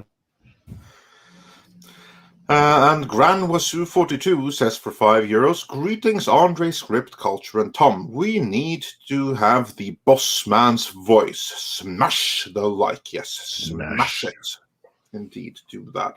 And then we have Kaiju King Gabriel a little bit earlier who said for $5. It's due to politics that I'm planning on moving to Norway and start a family there. I want peace and quiet, somewhere to write my fantasy novel. Well, there's a lot of reasonably empty places in Norway, so if you want peace and quiet, depending on where you go, absolutely the place to do for it. And then we had Falkenstahl, who says for 10 Swiss franc, regarding politics, it's too polarizing what the US does. It's annoying to see that other countries pick this up like it's our problem now as well. No, it's not. Keep the stuff out of the movies. Yeah, indeed, but that's like the thing. The movies export culture to the rest of the world, and then you export like local problems that strictly should have remained local. Like, we didn't do this. We don't deserve the stuff that you're pushing upon us. Why do you do this to us? But yeah, I'm not blaming you in particular, but it's frustrating. Yeah. And then going down here, see what more we can bring up on screen if something was missing there. Revkor says, when MLP goes gay characters better, LOL, or does gay characters better. Well, there you go.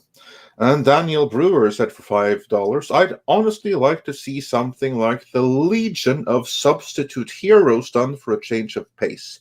Definitely done in a series. Yeah, there's so much that can be done. There's so much that can be done that would be hilarious and entertaining. It's just a matter of who are the people choosing it, choosing what to do, and what's their motivations. That, of course, we don't. I think Monkey Jeebus is saying what everybody is thinking. Like, I'm not a good person either. I'll punch a baby, but Marvel is just despicable. Yeah, that's true. Yeah, that's Monkey Jeebus. Baby probably deserved it. They're fucking terrible. And Pilgrim Media says, oops, yeah, we'll do this one first then. Pilgrim Media says MCU Phase 4 is disjointed and reckless. Oh, hell yeah, it absolutely is. Oh, God. And Basara549 says for $5, didn't the CGI Transformers a decade ago do the kill the alien god at the Earth's core 1,000 times better? I wouldn't be surprised. Wouldn't be surprised if they did. Not in the slightest. I don't know that they did, but I trust you. Sounds that, like something from there. It does. I mean, we've been bringing up the Transformer similarities the whole time, haven't we? The TV, not the movies, he says here. Okay, yeah, that's what I figured. Like, yeah, you meant like the the series. CGI anime, whatever one it was. I remember the one you're talking about. Yeah, but yeah. Yeah. Then we had Stargate 404 who says for $10, sorry, off topic, but it looks like Dune may not be profitable at the box office. Will that affect the sequel? How much did HBO pay Warner, and how much of that will be considered as Dune profit? Is it based on views? Well, my take on this is that, remember what I said before about this is a completely different world right now, and many of the movies that were greenlit before the lockdowns, they were made assuming a normal situation. Well, the world changed around them. So many of those movies will never ever see a profit, and you can't reasonably expect them to. So Dune, I don't think Dune is going to be profitable, but I also don't think it's going to affect the sequel prospects, because the sequel already has been officially announced, and we now even have like a date of start. Actually, I'd argue that it's just barely squeaking into the profit here soon. Yeah. Because it's made $330 worldwide, and according to Ann Sarnoff, it made It was $130 million to make. Yep. We know Warner dropped $100 on it to cover Legendary's costs. Yep. So at this point, if people are considering Shang-Chi a fucking success and profitable, I don't see how you can't consider Dune at least somewhat profitable, considering it costs less than Shang-Chi. Yeah, it's creeping in there. Chances are it'll get beyond the break even point, but that wasn't the metric. I agree with Andre. They had to make a second film. They believe in this film. It did super well on HBO Max. It did really well, you know. And as soon as I get all the real numbers from both sides of the equation, someday we'll talk about those. But we're looking at this film Dune being a real franchise. I mean, legitimately, they can go beyond this first film to part 2, and then beyond that, there's a lot there to mine. So this could be a big win for them long term. But of course, they have to play. This is all in Legendary. This is the thing most people don't understand. Right now, the people that control the IP, the license for the IP, is Legendary. So it was Legendary's decision to move forward with part 2. It wasn't Warner's decision outright. So just consider that for the moment. You know, and they don't, and again, that's the Wanda Group. The Wanda Group is in China, firmly an instrument of the Chinese government, as are all businesses in China. And they are not wanting to tell soft stories anymore. So you will not get a whole lot of the stuff that we don't like in some of these films. Well, that's good, because sand is very coarse. Yeah, we'll get a lot of other stuff we don't want, but not the kind of stuff that's been turning off audiences. So, but the sequel's coming, whether or not the film was profitable. So that's not anything beyond that. I think I think that they see the movie as sunk cost. They knew that this one wasn't going to make the money that they wanted it to, only because of the situation. But at the same time, they've already made the investment. They can see that, okay, we can't make money on this one. However, we have now laid the groundwork for massive profits later on. Yeah. So do we call it quits right now and realize the loss? Or do we proceed and create what can be a massively profitable franchise with time? That's what they did. That's my take on it. Yeah. Script? No, I'm actually in agreement with that. Absolutely. I think they're looking at the long term, that this is not, I think they're willing to take a hit just so that they can create a very potentially profitable franchise. And I think they're confident in the sequel being able to solidify that. And I think we're going to get the sequel before we get the Bene Gesserit series. That's my theory.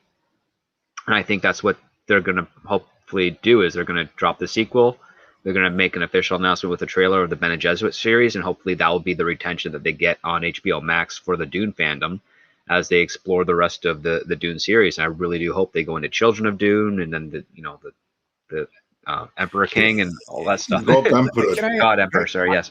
I have to ask again, since this isn't firmly in, as I mentioned, firmly in control of Legendary. Do you think the Bene Gesserit series will be good? Who's going to be the new showrunner? But I don't think that the current official showrunner is the real showrunner. No, neither do I. And I can't. Yeah, and I haven't been able to find anything out because I think we. Well, originally the writer was overseeing it. The guy who co-wrote Space, Dune, Space, And then now they announced some chick, and I can't remember who it was. And, I'm not so sure on that. I think that she's not going to have very real power beyond actually being there and being kind of like a front. But I don't think that she's going to have like any real influence over the series per se. I think she won't be the real showrunner. I don't think she'll be part of the production once you actually start doing it. I think she's just there as a placeholder, keeping things in development, keeping the engine going. And I think someone's going to come in and be the actual head, and she'll move on to another project, or she'll just be part of the staff. As for if it can be good, anything can be good. Depends entirely on what they choose to do with it. Yeah. Personally, I would have liked to see like the War of the Machines series. Yeah, that'd be great. Yeah. So that's where I think they really should have gone. But we'll see. With any luck, maybe they'll cancel the whole Sisterhood series and go with the Machine Crusade instead. But I doubt it. Kung Fu Hot Dog sends in £5 and says, "Hail Fellowship, if Stan Lee were still around, the MCU wouldn't have become the poo bomb it is now. At least Zack Snyder took his heroes seriously." Well, let's be real. Stan Lee hasn't been a part of any decision making in what, 20, 30, 40 years now almost? At least 30 years. And at least since the 90s, He had exactly zero influence over the MCU when he was alive. Here's like the thing. Stan Lee, he created the comics, but he doesn't own the characters. The Marvel Corporation do. And towards the end of his life, they gave him like a payment of like $1 million every year or something like that, kind of like a symbolic fee and stuff like that. But he hasn't had any kind of influence over the movies in any way, shape, or form whatsoever. All he gets to do with the movies is that they call him in to do his cameo. And then he comes on set as a guest actor. They'll show him around. They'll show him some designs. So this is what we're doing. And hopefully you like it. And if you don't, tough luck. Yeah. You know what's funny? I remember seeing an old interview with him way back when. He was talking about he always tried to get cameos in the older movies too, but they wouldn't let him in because nobody knew who he was then. It's funny though. You know which movie has the first Stan Lee cameo? I'm trying to remember which one now. Mallrats? No, that's not the Marvel movie. Oh, first Marvel movie would have first Marvel movie. Yes, you got it. Yes, but which he one? wasn't in Iron Man. He was in Trial of the Incredible Hulk. That's right. Yeah, yes. The one with Daredevil. Yeah. Was he in Iron Man? I can't remember now. Yeah, he was. Yeah. He's in all the MCU movies. Yeah. But the very first, he's been in basically everything since Spider-Man. Yeah. Oh, that's right. Yeah. Yeah. But his very first cameo was all the other ones before that. Yeah. But he was the very first one was in Trial of the Incredible Hulk, which is the second direct-to-TV Hulk movie. Which has finally gotten HD Master, as far as I know, because they re-released the Hulk series here in the U.S. finally. The only movie that's not in the set is the Return of the the Death of the Incredible Hulk, and I think that's because I think Fox Television owns part of the rights on that or some shit. Is that on Amazon? Can I get that on Amazon? But I'd hold off because it just came out. There'll probably be a Black Friday deal within the next 2-3 months. Oh yeah. Okay, so now that one is in remastered because it's like frustrating. Because I have like the entire series in high definition, apart from the 3 direct-to-TV movies, which are only available in Well, like if you have VHS transfers. if you have more or less. the, what is it, network or somebody like that who put out the one that is overseas, because that's the one I have, Andre. If you have that same one, from my knowledge right now, a lot of those, not a lot of them, but some of those episodes are not in HD. Like they just upconverted them for that Blu-ray set. Yeah. No, that sounds about right. Yeah, but I'm assuming now that they have re-scanned the movies, that this new set from Universal that just came out in the US is probably completely rescanned. So Oh, okay. I that's will let cool. you know when I find it on a cheap sale, because I'm not Yeah. spending $80 on it since I just bought the foreign one like not even 2 years ago. I was like, you sons of bitches. Plus, I have to go through my settings again so I can do the proper imports through Amazon, because right now, every time I try to buy off Amazon.com, it's like, we don't ship to Canada. It's like, Yeah, what? and Huh? getting anything in Canada or Mexico right now is like a pain in the ass, I guess, because like Nina's been dealing with a bunch of shit too. Yeah. So she can't even get her fucking t-shirts right now. It's been a big pain in the ass. So that As reminds for the me. last sentence from Kung Fu Hot Dog, Sorry. does he actually take it seriously? I mean, I'm pretty sure he's serious about what he's doing. I don't know if he takes the characters seriously, because they don't represent any iteration. Also, they're not his heroes. They're just like his interpretations of Yeah. them. Whereas Stan Lee, he's like at the very least the co-creator of most, with alongside Jack Kirby and others, depending on Steve who the Ditko. hero is. Yeah. But he has no oversight or I'll concede control this. beyond that. Zack Snyder took him seriously, yes, but that doesn't mean he understood half the characters. This is true. Yeah. And it's not like I put that on his shoulders. That's more on the writer's shoulders. In this case, but Chris Terrio? yeah, Yeah. between Chris Terrio and Goyer and those guys. Goyer is the one that always Irks me too. Yeah. Anyway, Let's look forward to you did Chris get a- Goyer's. I just want to thank Hellraiser, okay. Nasara for the $2 he did to say TV and not the movies on the Transformer one before. But okay, go ahead with the one you had up there, Andre. Sorry, just didn't want to skip over that. Yeah, no. Star Trek 404, or Stargate 404. Let's be clear about that. Had another off-topic question. How long do you think it'll be until Rust is released? Production has been halted. Will we ever see it? Its premise sounds interesting. We won't see Culture, Rust. you are nodding your head. Please elaborate. When will we see Rust? This film is already dead in the water since this happened. It's going to it will descend into a form of production hell that it will never recover from.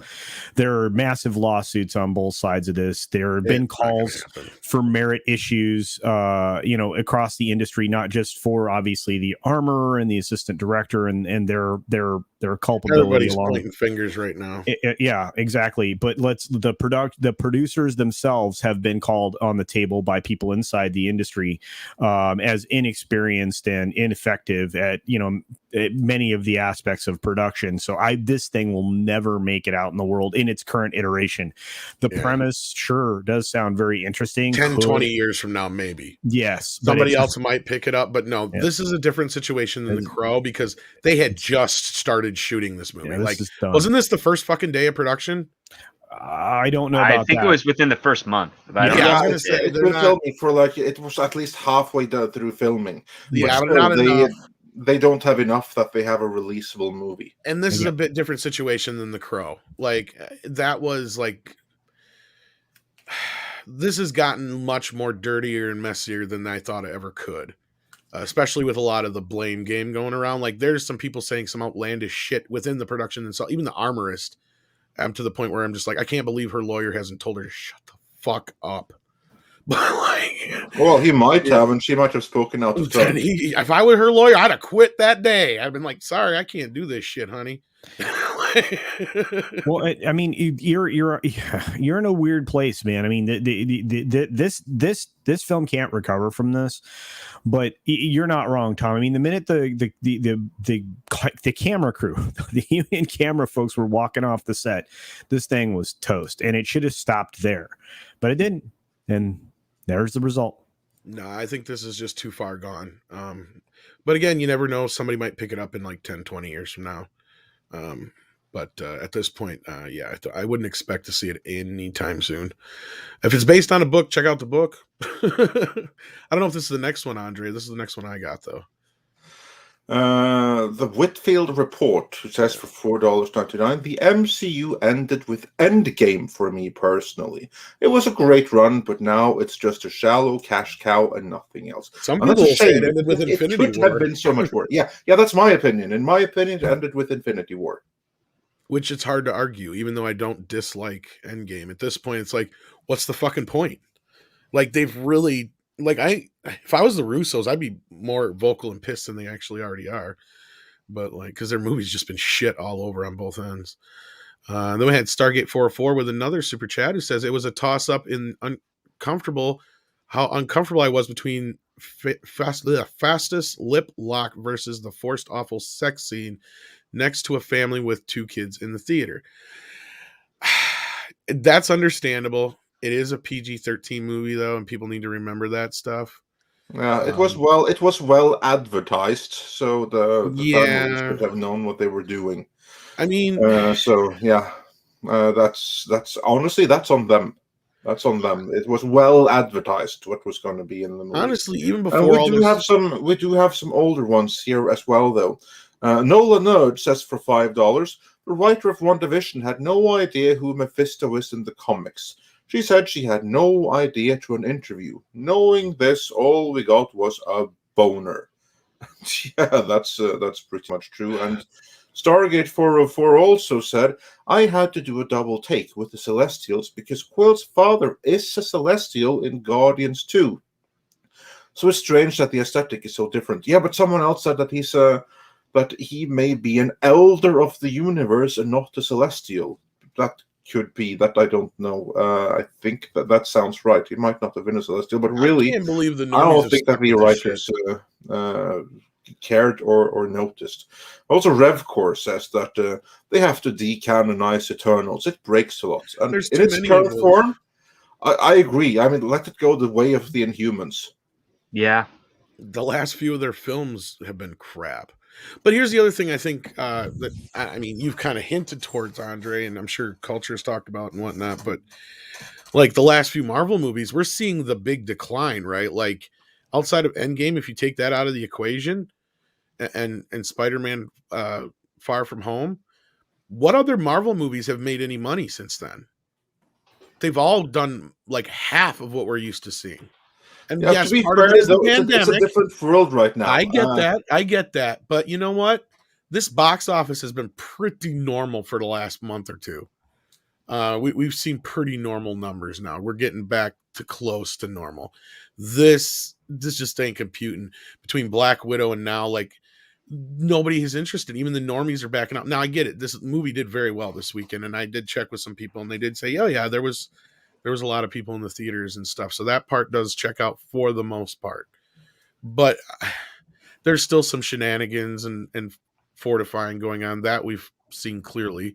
There was an individual, I can't remember the name offhand, but it's shared on my Twitter if you want to check it out. But he noticed that over the course of the weekend, there was 20 reviews that were held back until after, the movie had dropped so that the score wouldn't drop so low and a few other things like that. So is this really that successful? And, your video, I think, was the, exhibit A or whatever you want to call it, as far as no, I don't think that the MCU is nearly the success it was, even in the current condition.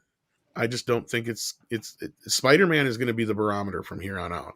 If Spider-Man fails to hit $1 billion, I don't know what's going to be down the road for Marvel, because if movies like the Eternals can manage to still make $71 million at the box office, then we're pretty much back to normal.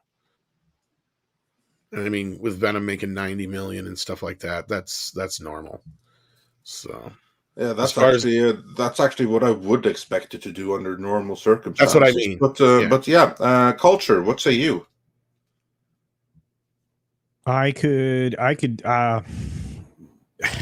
yes, the Eternals needs to go away. I didn't expect this to be good. I've had that conversation around it many times. Decanonize, sure.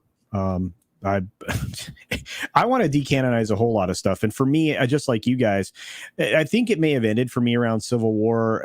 Captain Marvel made me just want to tap out completely. And that was right after Infinity War. So yeah, join me in saying Infinity War was the end. Yeah, Infinity War, excuse me. Yeah, and I think that's probably just, again, Endgame was fine, but it broke a lot of crap, and then the Eternals breaks more crap, and the Loki series really broke crap, and I'm really tired of them breaking my toys.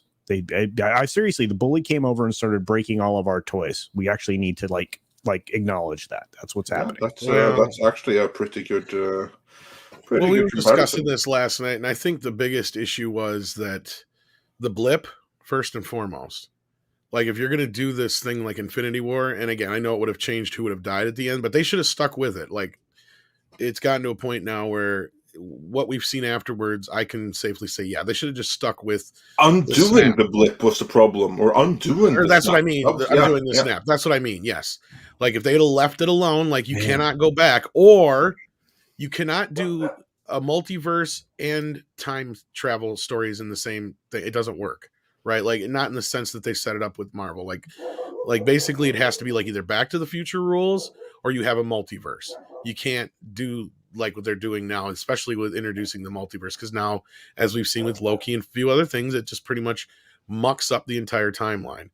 Well, that's kind of like what Loki showed, though, that it used to be Back to the Future rules, but now, because of the events of Loki, it's a multiverse, so they get to have their cake and eat it too. It would have had a planetary collapse. I mean, that's the thing I never get around with the blip, is that you would have had a global scale collapse. I mean, almost irrecoverable. Yeah. I like that Endgame kind of tackled that paradox that you technically can't really do like Back to the Future in certain ways unless there is only one linear timeline, period. In which case, then it still doesn't matter because it's all convoluted stuff anyway. So you can't go through all that stuff they did in Endgame. They made it way too complicated.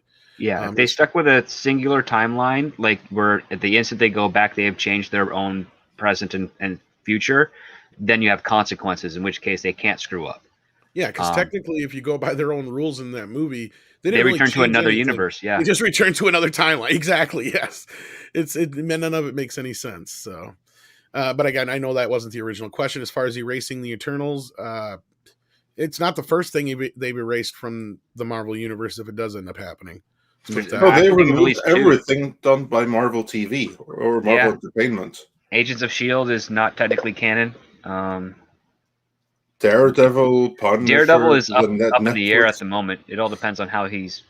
That's all one of the multiverses. Yeah, and Charlie Cox actually addressed some of this recently when he was speaking about the season 4 being canceled of his show, Netflix, and that whether or not he anticipated he'd be back in the Marvel universe at all in that character. So, it doesn't sound good for. There's a lot of rumors flying, but the rumor is that they're going to pick and choose some of the actors from those, but they're going to be completely different iterations and recast some stuff too. Yeah, it's bad. So they're bringing back pretty much all of the leads, with the exception of like Finn Jones. That guy ain't coming back. No one wants him. But I'll be interested to see if they bring what's her face back as Jessica Jones as well. Oh, Kirsten Ritter. Yeah, she was pretty good. See, I didn't mind anybody other than Iron. Yeah, Iron Fist was the only one I didn't care for. So I liked Mike Coulter a lot. I thought he was cool. I just never got into it. Once I watched The Defenders, that's when I checked out from all of them. I never finished Daredevil. I never watched Punisher. I just those first couple episodes of Defenders, I'm like, what the fuck happened to this shit? Because I actually liked the first season of Jessica Jones and whatchamacallit, what's the other one? You named him. Oh, Power Man. Who you're talking? Luke Cage. Luke Cage. Luke Cage. Yeah, I was going to say Nick Cage too. Luke Cage. I loved that show actually a lot more than I probably should have. And I know Punisher was great in season 2 of Daredevil, but his series was not. See, that's his best was in the Daredevil. Absolutely. Yeah. So yeah, I mean, I actually did love Luke Cage quite a bit more than I should have, but I think they got some of the more of the aesthetic a little bit more right there than they did. Like Jessica Jones was okay, but Jessica Jones just felt like if you did not know that was part of the Marvel universe, you wouldn't know. Yeah. Because I actually had an ex that was watching it one time. I'm like, you do know this is an MCU show, right? And she's like, what? I had to like explain it all to her because she's like, she just didn't get it, and because she just thought it was a show, right? Like she didn't quite grasp it. Understand the whole pantheon of things. Well, yeah, it's just because there's really not much there, and especially I think the first few episodes to really attach it to it if you don't really pay attention, and it's just like, yeah. Anyway, that one was okay, but I don't know. I don't know if they'll recast her or not either. If they'll even bring her in anymore. I mean, I don't know. She's not that popular of a character anyway, is she? Well, I've heard that they're bringing back Kirsten Ritter as well. Oh, are they? Yeah. Good for her then. All right. The only She one was the that Bee in Apartment 23, so she's, Yeah. And then before we have a piece of breaking news here, Dash Attack says Scary Movie 4 had 2 men kissing on screen. How is Eternals progressive? What wall was actually broken? Well, none whatsoever. And that actually, I was going to say something earlier too, and that was I've never had a problem with non-straight relationships on screen. My only issue, even prior to all this woke shit, is just how was it handled, right? Like, that's my issue is always what it's been. And here, it wasn't handled too bad, apart from the fact that they really forced events to get it on screen in the first place. But we do have a piece of breaking news here. Yeah, we do. We do. I'm going to bring it up on screen because I have it right here. Tom, if you can remove the super chats, then I shall bring up this on screen. Patty Jenkins' Star Wars movie Rogue Squadron delayed. This is an exclusive from the Hollywood Well, this Reporter. explains why Mike didn't see it on the IMDb Pro last night. Yeah. Get rid of that damn trailer at the bottom of the screen. Oh, it's just very well may do. And then it says here, the first Star Wars feature since 2019, so The Rise of Skywalker, was to have gone into production next year. Was to in the past never tense. And then the main story is Rogue Squadron, the Star Wars feature project due to be directed by Wonder Woman filmmaker Patty Jenkins, has been caught in the tractor beam. Star Trek, shame on you, Hollywood Reporter, and will take a little bit longer to make it to the big screen. Well, maybe they have one in Star Wars too. But they do. Yeah. Oh, well, there we go. Jenkins and writer Matthew Robinson and Lucasfilm have been developing Squadron for over a year with the goal of starting production in 2022. It was to have started pre-production by the end of this year. However, in what sources say are scheduling issues on Jenkins' side, the producers and filmmaking team came to the realization that Jenkins' timetable and other commitments wouldn't mesh with the window needed to make the movie in 2022. Well, so she has something more important to do than Star Wars. That's good. I think she was told to work on something else that's a bit more important than Star Wars. Right, unless Wonder Woman 3 you might want to close out that trailer thing in the bottom. Yeah, the trailer is before we get a fucking copyright claim.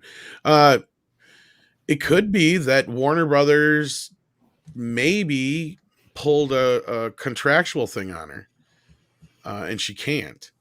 Otherwise, it's because of everything. Because I've noticed. Well, let's be real. Let's call it the elephant. There's a pattern here. Every fucking movie that Marvel and shit like that has been delayed now, pretty much. So, Chapek's either pushing everything back or something's happening that there's a big bunch of shaking up going on. Well, I would say this, yes, because this is the Hollywood Reporter, and as Cameron Pasha has pointed out on the Friday streams, Hollywood Reporter is more on Chapek's side of things, on the business side of things. This seems like it's basically someone sat down with Patty and said, hey, I know you're doing Wonder Woman 3, and I know you're doing Cleopatra, and those are with some other studios, so since we're trying to figure out what's going on here at Disney, why don't you take those as priority, and then we'll get back to you once stuff is sorted out on our end.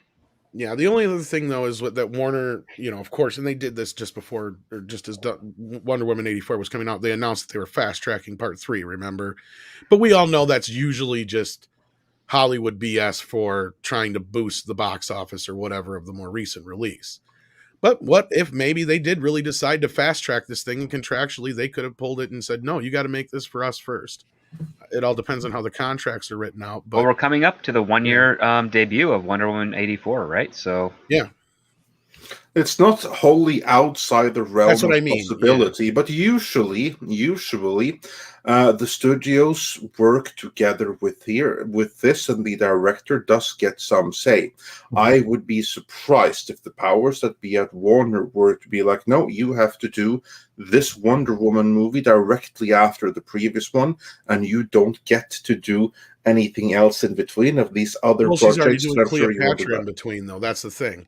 That's what I'm saying. If Warner Yeah. wanted to pull that, I think it all depends on what the contract says. You're right, but I'm more apt to believe that if they're telling the truth in this article and it has to do with contractual and time scheduling, that makes the most sense to me. Is that Warner wants her to go right into shooting Wonder Woman 3 as soon as Cleopatra's done, and they must have some contractual say over that. Maybe. That could I be think as that's simple a as duck that. blind. Yeah. Go again. I'm Could sorry. be Script. right, Script. Go ahead. I think that's a duck blind because the thing is, she's been working on Rogue Squadron longer than Cleopatra Yeah. Yeah, we know that. Are you sure? She's Because I thought invested- she had I thought she was already working on the whole. We already knew about Cleopatra when they announced this, because that was the whole thing. We're like, when She is had she been going to working make on this a year before the announcement 20 of Rogue Squadron. 20 She'd been working on Rogue Squadron a year before the announcement. 2019. Mhm. Right. So, and this is her baby, because she's like putting a lot of her dad into this series. I mean, if you listen to her interviews and stuff, that's where she's taking inspiration from. So, there's some weird, this sounds like This sounds like basically someone said, Disney said, we want to continue, we want to work with you, Patty. But as you've noticed, we've had to push back some of our film dates. And since we haven't started rolling with Rogue Squadron yet, why don't you take this opportunity to work on your obligations with Warner Brothers? right. And maybe they did say that there'd be a spot open for her or not, but they said, and then when we get things situated here, because again, there's a very public changing of the guard at Disney right now. Iger is gone, and Chapek is asserting himself. And contracts have been reduced from 3 to 1.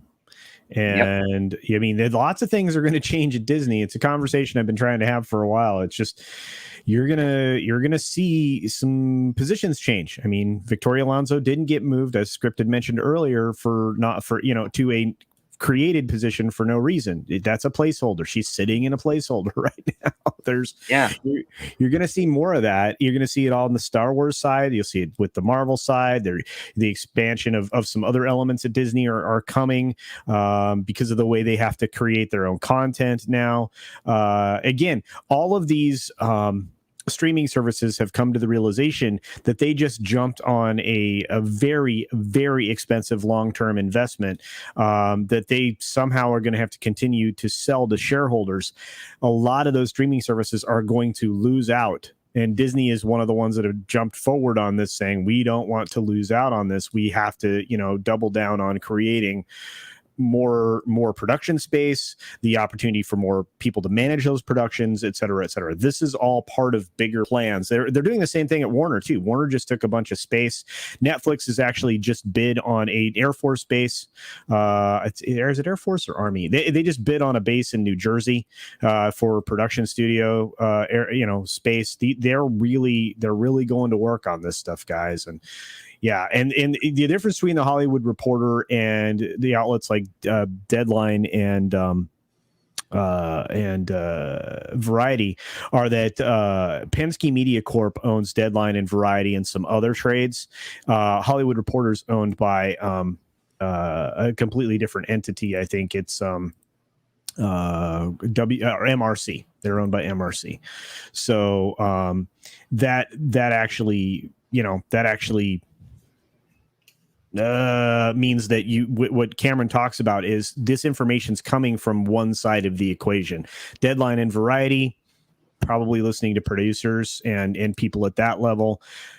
This is probably right from Chapek. I think Script's right on the money there. So there you go.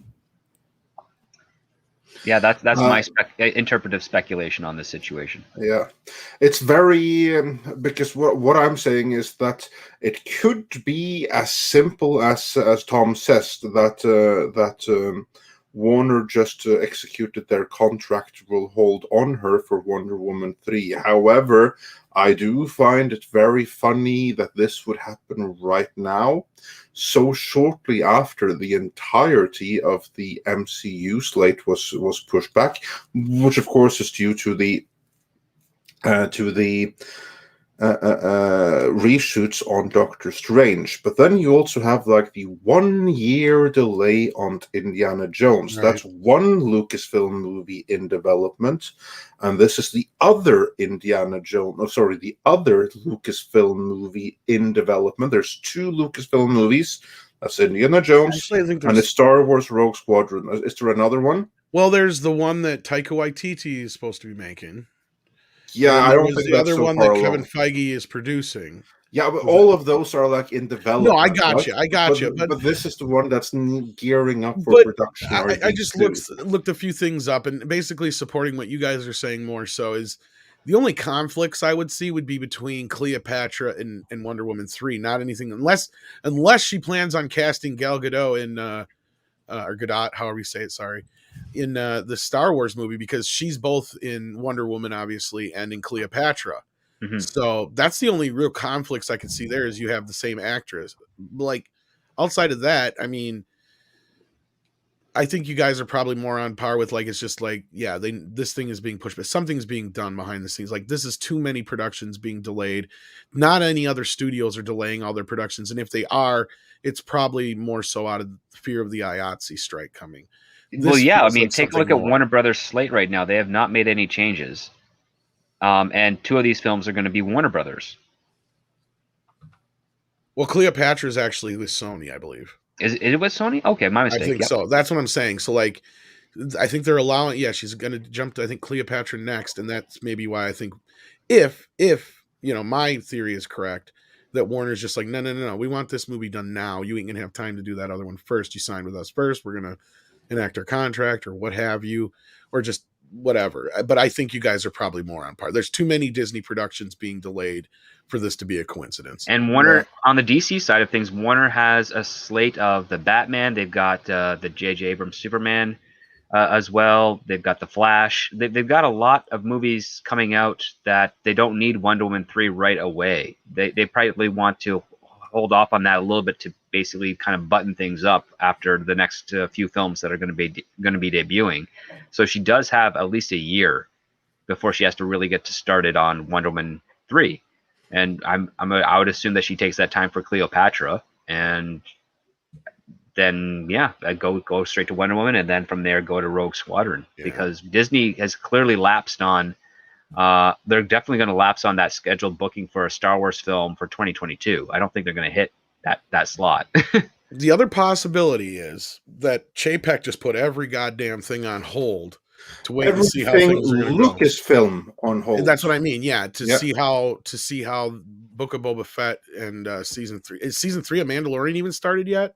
They finished production, but that date drops next year. All right. So they may just be waiting to see how those roll. I don't know. Again, this is just, it's odd that Disney is doing this to so many productions, because they're going to have a big gap at some point here. Because this is what we were talking about last year, remember? And this is why people are like, why don't they just release it? Why don't they just... Well, the reason why is what we said, is when they get to this gap here, they're going to need all these movies for when they're making the new movies, which they're doing now. But Disney, this is a move that made no sense to me in any way, shape, or form, because this means now they're going to hit a point, they're going to hit a rough spot here where they have no movies to release. That's why they've kicked up animation production. Well, that makes sense, I guess, but not like they've been burning it up animation-wise either. Well, that's Wreck-It Ralph 2 and Frozen 2 both didn't do very well for my but they're stepping into not just Walt Disney Animation, but also Pixar. And Pixar hasn't done shit since when? It's coming. It's coming. I mean, Dinosaur movie was the last one that I saw that was even remotely. It was terrible. Well, okay, so you have it's not you have the Colombian version of Coco coming up. I haven't seen Coco, and people have said that's good. I'll put the caveat on that one. Yeah, the film Encanto's on the way. There's several other stuff on its way out there. So To me, Pixar's dead without Lasseter. It's not the fucking same. Look, you're not going to get an argument from me. I'm just telling you what their plans are. No, I don't hear you, brother. And also, speaking of Lucasfilm and stuff, before we get on with the super chats, I also got a whisper from a little bird that there's another possible delay in Lucasfilm, namely the Acolyte, series from what's her face? Leslie Headland. Leslie Headland. Yeah. Squarehead. But this It's is never also gonna something happen. that's going to be that'll be delayed until next year, which is code for it's never happening. I don't think that one's happening. But let's get on to some super chats here, unless somebody else had any more to add to this. I was just going to say, Steph seems to have predicted both of these events, Acolyte and this. Well, like I said, it was really funny because Mike, Mexican Iron Man, was looking up on IMDb Pro last night, and none of these productions were listed anywhere on Lucasfilm. And I'm like, well, the Rogue Squadron should be listed there. The Rogue Squadron's there. I just checked it. It's there. Okay. All right. So at least it's still there. All right. But he's like, there's nothing else. Wrong by mistake. It was late. Oh, yeah. Well, he said there's nothing else lined up there. So, but I know they have a few series and shit that should have been. And I mean, this stuff is on IMDb. Whether or not it's linked properly with the studio, that's up to debate, because sometimes that happens. Like the studio will put it up there and they'll forget to put in their production links. Well, I don't know what he was looking at. So, and sometimes they'll alternately like list something before they're ready to reveal it, so that it's out there and all of a sudden it's a surprise. So you'll see some weird stuff. I mean, that's not uncommon. Well, let's get to some super if they chats don't have here. to tie anybody to it for professional reasons. Because I have no idea how many you guys have left over from before I got here. No, we're caught up now. So okay. Yeah. So is this where we're at, Mike and Ayers? That's where we're at. Sends in $1.99. Thank you. Says, if anything, Eternals was the plot to it. I don't know about that. I haven't seen the film. What do you guys think, those who've seen it? I mean, it as in the Eternals and it, but yeah. I thought the original was fantastic. Well, there's similarities for sure, and there's like a space alien that came like shit many years ago. But yeah, but beyond that, I don't see it. All right. Prof. Gray says, said it before and said it again. Production costs must come down. Well, that's, I think, another reason why some of these delays are happening. Script. How much money do you think they're going to have to cut out of these $200 million production budgets? 90 million minimum. Yeah, that's what I thought. I mean, if Ann Sarnoff is telling the truth about Dune costing 130 million, that's probably the ceiling on some of these things. You really can't go much more than that, especially once you factor. You really shouldn't be going much more than that. Yeah. Once you factor in average, if they can make Dune for 130 million, there's no fucking excuse anymore. Well, they have again a production budget. Okay, so this lazy filmmakers want the most amount of money in their budget, right? The ones that are amazing, the true value in filmmakers are what they do with that money. So if you give somebody $90 million and say this, make this epic, they're going to do everything they can to figure out how to get the shots that they want. Could they do more with a bigger budget? Sure. But sometimes, the budget actually gives you a better film. It'll give you a better character-driven film. So a better story-driven film. Well, I don't know if Script agrees with this or not, because he's probably been around a hell of a lot more than I have as far as like anything like that. But like, I feel like they become way too reliant on post-production. Like, they'll fix it in post has become too much of a fucking problem. I can't even remember. It's been a problem since the 70s. Well, no. I mean, like, I just saw, I can't remember who it was, but it was on a documentary I was watching the other day, and it was probably either, it was one of the guys who used to work for ILM or Rick Baker or one of those type of guys, because it was a documentary about practical effects, about rubber monsters and shit like that. Oh, nice. And they flat out said in the one thing, he was talking about how CGI has ruined the industry because you have made everybody lazy, and I think the word complacent or something like that was where he used. Mm-hmm. So he's like, I'm sitting there one day and there was an air conditioner duct in a shot. And the camera guy's like, oh, we'll remove it in post. And he goes, so I walked over and I moved the camera 80 degrees or something like that. And I told the actors to stand here, and I said, there, I just saved you I saved the studio $10,000. You're welcome. Yeah. Like that to me is a prime example of where we're at. They need to pay more attention to that.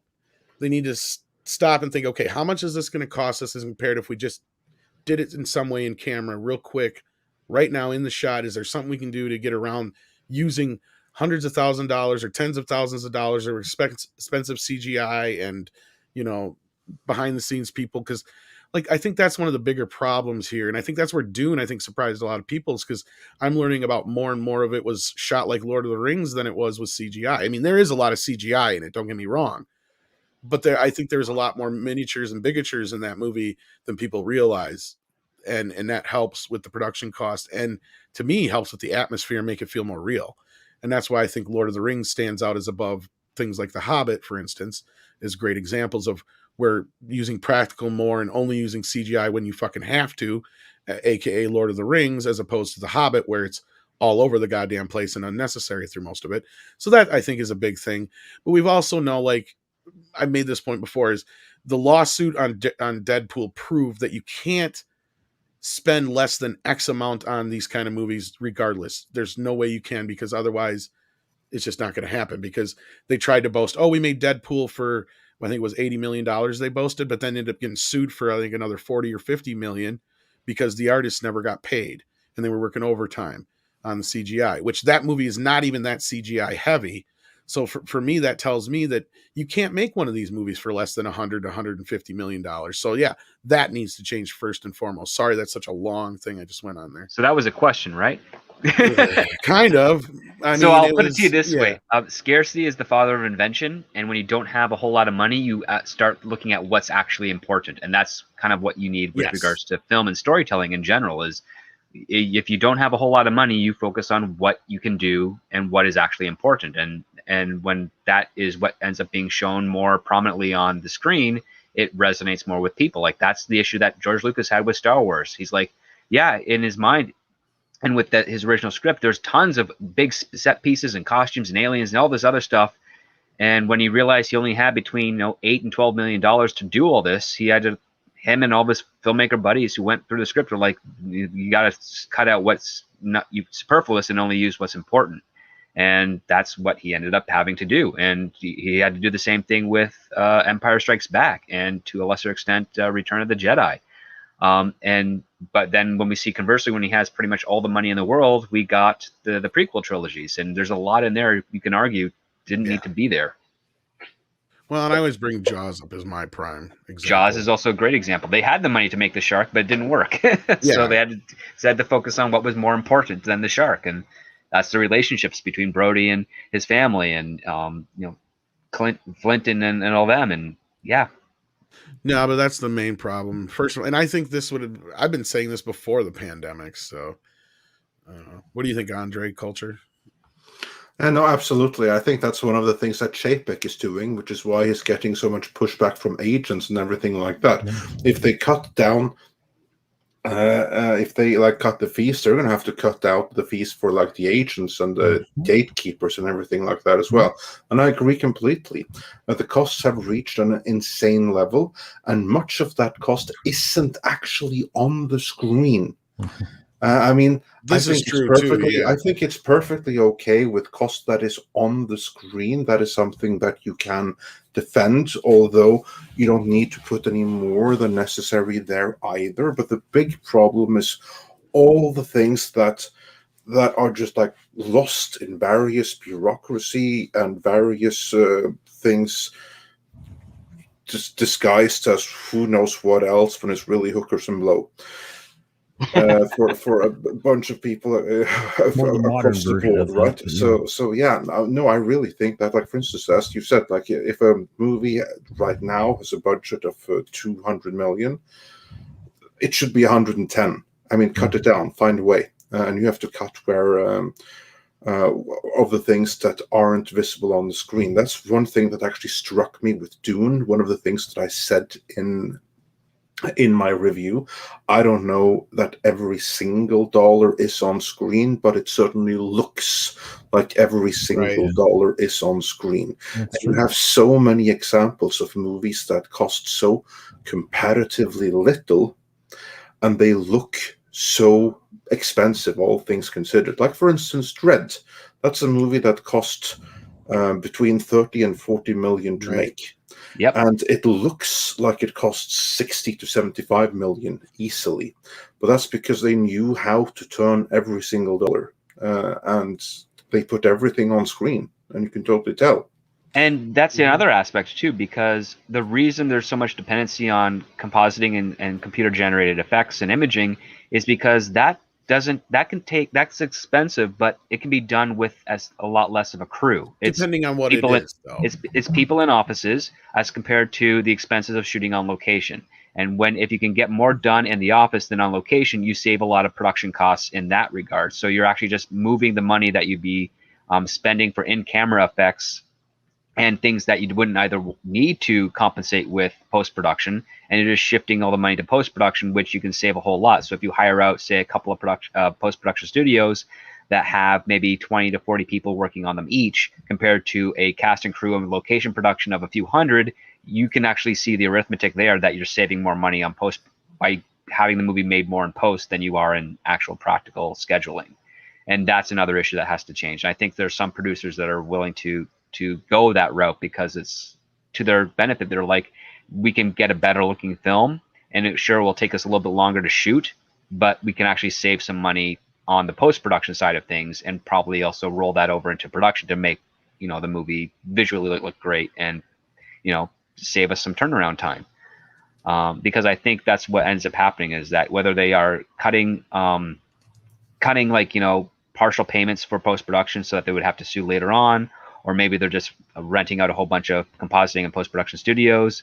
The studios look at it like, yeah, we're saving some money in some regard this way, where I think the opposite is actually true. I think they're end up spending more money as a result. Yeah. Well, I think everybody in Hollywood needs to go to the Harvey Korman School and learn how to make everything as cheap as possible first. Then you're allowed a little bit more and a little bit more and a little bit more. Well, you can start with that part of Roger Corman. Just don't acknowledge the deals he makes, because those are why he never escalated better than what he was. Yes, again, and that's where I say, yeah, then you give a little bit more over time, but you don't give him that much trust up front. Like Chloe Zhao is a glowing example of, because I said it the other night and people have been coming back to me and saying, yeah, you were right. Like, I called her basically a glorified cinematographer. She's not a fucking director. And that's probably why the movie come across so limp, is because I would say that she's not that much of a cinematographer. Not either. Yeah, because this is what she's done so far. She'll take an actor and she'll stick them into real situations. So you're not really doing much. And I get it. You know, coming from some background with like reality TV, yeah, there's some setup. But what she's doing is more documentarian. Like, she's trying to get real reactions out of people by using an actor as a different character, right? Like, that's kind of her gimmick. And I don't see how that translates to the Marvel universe. Like, to me, I'm not sure where they made that jump, right? Like, it doesn't compute to me. And this is a thing that's got to stop. Like, I have no problems with directors, you know, working their way up. We've brought this up many other times, but when you've got somebody like Chloe Zhao, yeah, it's just because she's won an Oscar does not mean she should be directing The Eternals or any other Marvel movie for that matter. It just should not be, until she's done a lot of other stuff to be like, okay, yeah, now she's had enough, you know, other productions where she's made real movies. And I don't mean to like diminutize the movie she's made, but I mean real movies in a sense that it's a script. You have, you know, all the scenes set up and it's conceptualized and all that kind of stuff, as opposed to this, you know, just send them out and do what they do kind of concept that she's done so far with her shooting. Like, I haven't seen her movies, but I know that's the gimmick she does. Like, all, 3 of her movies she's made so far, that's the gimmick, basically. The only one that's closest is that one she made about the disabled rodeo rider or whatever, but I think he plays himself in the movie anyway, so it's still kind of a, I don't know. Andre, you know more about this than I do, so you put it in your editorial. So yeah. Well, no, basically, in her case, she's good at what she does. What she does isn't giant blockbuster movies like this. This is maybe something that she has in her, although there is nothing in her previous work to suggest that it is. But then again, there was nothing in the Russo brothers' earlier work to suggest that they would be a good fit for massive blockbuster things either. But boy, were they holding out on people in Community. But I don't think that that's kind of like the same thing with Chloe Zhao. I really think that it's outside of her comfort zone and outside of her. Certainly right now, I feel it's beyond her ability to do these kinds of movies because it's so far away from her sensibilities. Well, And yeah. so Well, let's they define it as a tentpole film and not specifically a superhero film. We're Yeah, just a talking like a tentpole big film. budget tentpole film. Yeah, because she's an intimate type of filmmaker. Exactly. She's more closer, like intimate, kind of like Werner Herzog. I'm a huge fan of Werner Herzog, but I would not want him in charge of a tentpole movies because that's all wrong for him. His sensibilities aren't compatible with that. And I think that's exactly the same thing with Chloe Zhao. Her sensibilities aren't a fit with tentpoles, and we saw that on very clear display now with the Eternals. Yeah. Yeah. I mean, nothing she's made makes me so interested in watching it. So, yeah. Well, no, it's not for everyone. And Trenchman says for the audience, I don't know how to feel about Transformer 7. Be worried. It looks like you know exactly what you feel about it. wow. Yeah. You know what you're going to get already. It's just going to be more of the Mark Wahlberg type. And it's not going to be as good as Bumblebee because producer Lorenzo de Bonaventura he had an issue with that. He was very nervous about Bumblebee, which of course was the best movie in the whole franchise, but he didn't like it. So yeah. But the reason that movie didn't play well had nothing to do with Bumblebee and everything to do with the last few Transformer movies. That's exactly. Yeah, but he didn't see it that way. Yeah, and they're not going to learn that lesson. Nope. RRTNZ, Artens, sends in $5 New Zealand dollars. I don't know if there's a different kind of nomination you guys use there, but I'm just going to say dollars. Hail team, Midnight's Edge. I side with Bob Burnett on this film. Very flawed, but good stuff too. The marketing campaign did it a huge disservice, in my honest opinion. Well, if you like the movie, then absolutely don't let anyone diminish that. If you enjoyed it, that's the only metric you should care about. I don't think the marketing did it any disservice, though. And the marketing was actually very fair in showing exactly what kind of movie it was. That's my opinion. Flat and bland and drab, yeah. But, and that's what the movie is. Yeah, well, here's the thing. R&B, I mean, I appreciate his feelings on stuff. I mean, he's very honest when he tells you that you know he gives these kinds of films more forgiving eyes. So, you know, I think that it's at times during the discussion we had the other day that you know he was acknowledging the issues with it, but you know it didn't factor into his opinion overall. So it is what it is. Yeah. And then Erik Runge Madsen has more news from the set of Rust, where the good news just won't end. They just had a spider bite on the Rust set. Man might lose a limb. Yeah, I saw that too. It was like from a trumpet spider, like a brown recluse or similar. Looked like something like that. Ooh. Some of the horrid things that's in the desert right there. So like as they were packing up after people had been shot and everything like that, everything was like horrible and awful, and they were just shutting things down. And this is another technician, another of the people. I don't know if he's like a union or not. He might have been IATSE, but in either event, he was like a gaffer or some kind of technician under the line, and he got bitten by one of these little nasty buggers, and he got sepsis. Man, I'm telling you, there are trumpet spiders, different types of spiders out there that can wreck your day, and this kind of stuff happens, man. They have a particular kind of bacteria that eats your flesh. All kinds of stuff goes on with some of these spider bites, so that's no good. That's terrible news. That's my cat's job. Yeah, get the spider. Mm-hmm. Cats like to eat spiders, so yeah. The dog's been chasing a fly for a while. She'll get it eventually. Got one fly in the house. It's like, you got one job, dog. Mega Wing Zero says, I think Fantastic Four would be better as a big budget show building up cosmic background of the MCU and have movies for big events in the Fantastic Four. Yeah, and I agree with him, but the problem is I'm sorry, I didn't mean to jump in, but the problem is they didn't have Fantastic Four like 4 years ago. This is true. They needed it to do this. But then again, I don't know if I agree with this. I think Fantastic Four should be more ground level. I think that's the problem we have here, and I think that's why Venom played so well, is because we have too many major, big, huge movies like this. Yeah. I think Fantastic Four needs to be a fish out of water story. They have to be from the 60s and transport to current day from their cosmic ray experiment or cosmic. And I love that idea. I really do. Yeah, I think that's a great take on it. But yeah, you started out as grounded, but then that's how you bring the cosmic stuff into play, right?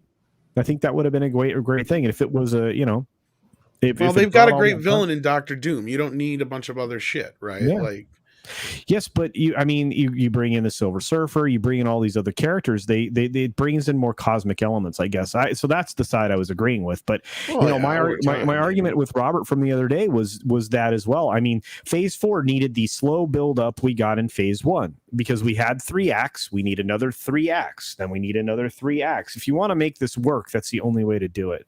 To build characters, you can't just assume people are going to immediately cling to them, especially when you give them 10. I don't think we need any big, huge events for a while, right? No. Like you can build up to something eventually, but I think that's a big problem with the Eternals. Is I think they're trying to make it out to something it really isn't going to be eventually. Yeah. Corey sends in $10 and says the MCU ends for me with Far From Home. They had the big battle with Endgame and then the torch pass from Tony to Peter in Far From Home. I may be biased as a major Spider-Man fan, though. Well, hopefully at least you may enjoy a little bit of the next one coming out here, but we'll see. I don't disagree with your feelings on that because I've been that's fair. That's very marveled out for the most part. I didn't even check out most of the series so far. And you haven't missed out. I mean, I have no interest. If they were all struck from canon, then also that would be better. And then No One a Consequence sends in 5 and says, personally, I thought Punisher was pretty good. It's not Daredevil season 1, good, but it's worth a watch. Now I know that's something that you had a lot of opinions about back in the day when it was out, at least, Andre. But I think it's okay. I don't think it's everything it could be. I think that the Daredevil season 2, that's where Punisher was, where he was at his best. I just think that they got a little bit lost in the conspiracy theories and taking down government, and went a little bit lost in the character has to appeal to law enforcement, to ex-military, which I think is fine. But you have 2 seasons worth, and he's the fully fledged Punisher in the last 5 seconds of the end of season 2. Because it wasn't your whole thing, because in the original version it's just a random act of violence that kills his family or whatever. Yes, the only one that actually got it right is Punisher Warzone. Incidentally directed by a woman. There you go. I do enjoy Dolph Lundgren's one, although the Thomas Jane one's okay. I'm just not a fan of him as the character for some reason. He just never did it for me, and I don't mind him as an actor. That's not the problem. It just, to me, John Bernthal, and who was it that played him in Warzone? Ray Stevenson. Really, and Dolph Lundgren. Those guys look and feel like the Punisher to me. In terms of pure looks, Ray Stevenson was actually the best one. Exactly. Yes. Yeah, I agree. So that's my thing, is just with Thomas Jane. It's he's a great actor. He just doesn't evoke the look to me personally. That's all. But he did all right with what he had. But no, I got to still check out those Netflix ones. I just never got around to it. And now it's they don't matter really anyway. So, no, that's Stephanie Janisek, yes, called the Jenkins movie wouldn't be made. I knew it. Well, we don't know that for sure yet. It's looking that way, delayed, but yes. Well, it is looking that way. So yeah, you called it. Absolutely. As far as it being delayed, I'll give you one of these. How's that sound? I think you've earned it. I fucking knew it. Oh, there you go. And I think they fixed the StreamYard things to where it doesn't jump so bad anymore. Yeah, it appears so, because I've never been able to bring up so many super chats. So I maybe know next it'll I'll be scroll able now to. instead of jumping. Yeah, amazing, love it. So maybe next we can have like a repository for member chats. That would be nice. Well, that's YouTube's fault first and foremost. That's not StreamYard's. So on that end, but it would be nice if StreamYards could pop up those member chats at least in the stream part. Even Yeah, if that they're would not, be very you know. nice. Nikki D says, if the MCU D plus shows were wildly successful, wouldn't Disney release the viewership numbers like Netflix does at times? No, You would think, but at the same time, if they start showing like, hey, this show was a huge success for us, here are the numbers, then tacitly they know that they will be admitting every single time a series wasn't by them not showing the numbers. So no, Yeah. even if something is wildly successful, once they have the policy, we don't show the numbers, and they have that policy, they're not going to do it for anything, no matter how successful it is. The only thing you'll notice is like what kind of like momentum that it has and how quickly it gets like a follow up. yeah, and something also script is, and you know we've discussed before is until the commercial aspect of this comes into play, and they have a reason to gauge and show the success one way or the other. That's the only time that thing will change, and we're a little ways off from some of that yet. I mean, some of them are already adopting the commercials. When they but can sell to advertisers, that's when they'll have to release the numbers, because that's Exactly, what's yeah. going to allow them to gauge how much the value of what it is to sell an ad spot within the show. And as much as that sounds like crap because it's taking us back to old TV, there's good reason for that to happen, and it creates incentive for better shows.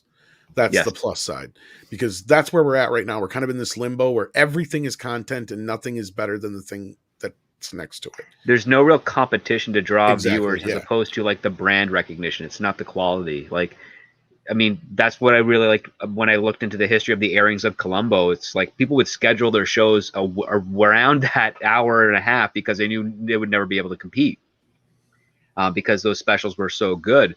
And in order for them to like compete, they said, okay, listen, we got Columbo's airing like, Thursday night. What do we have that can take those viewers? And they had to figure it out. They had to hit the ground, and you got other shows at that point. Or they just roll over and play some repeat of or they them. just roll over and play some repeat. Exactly, because it's like we just can't.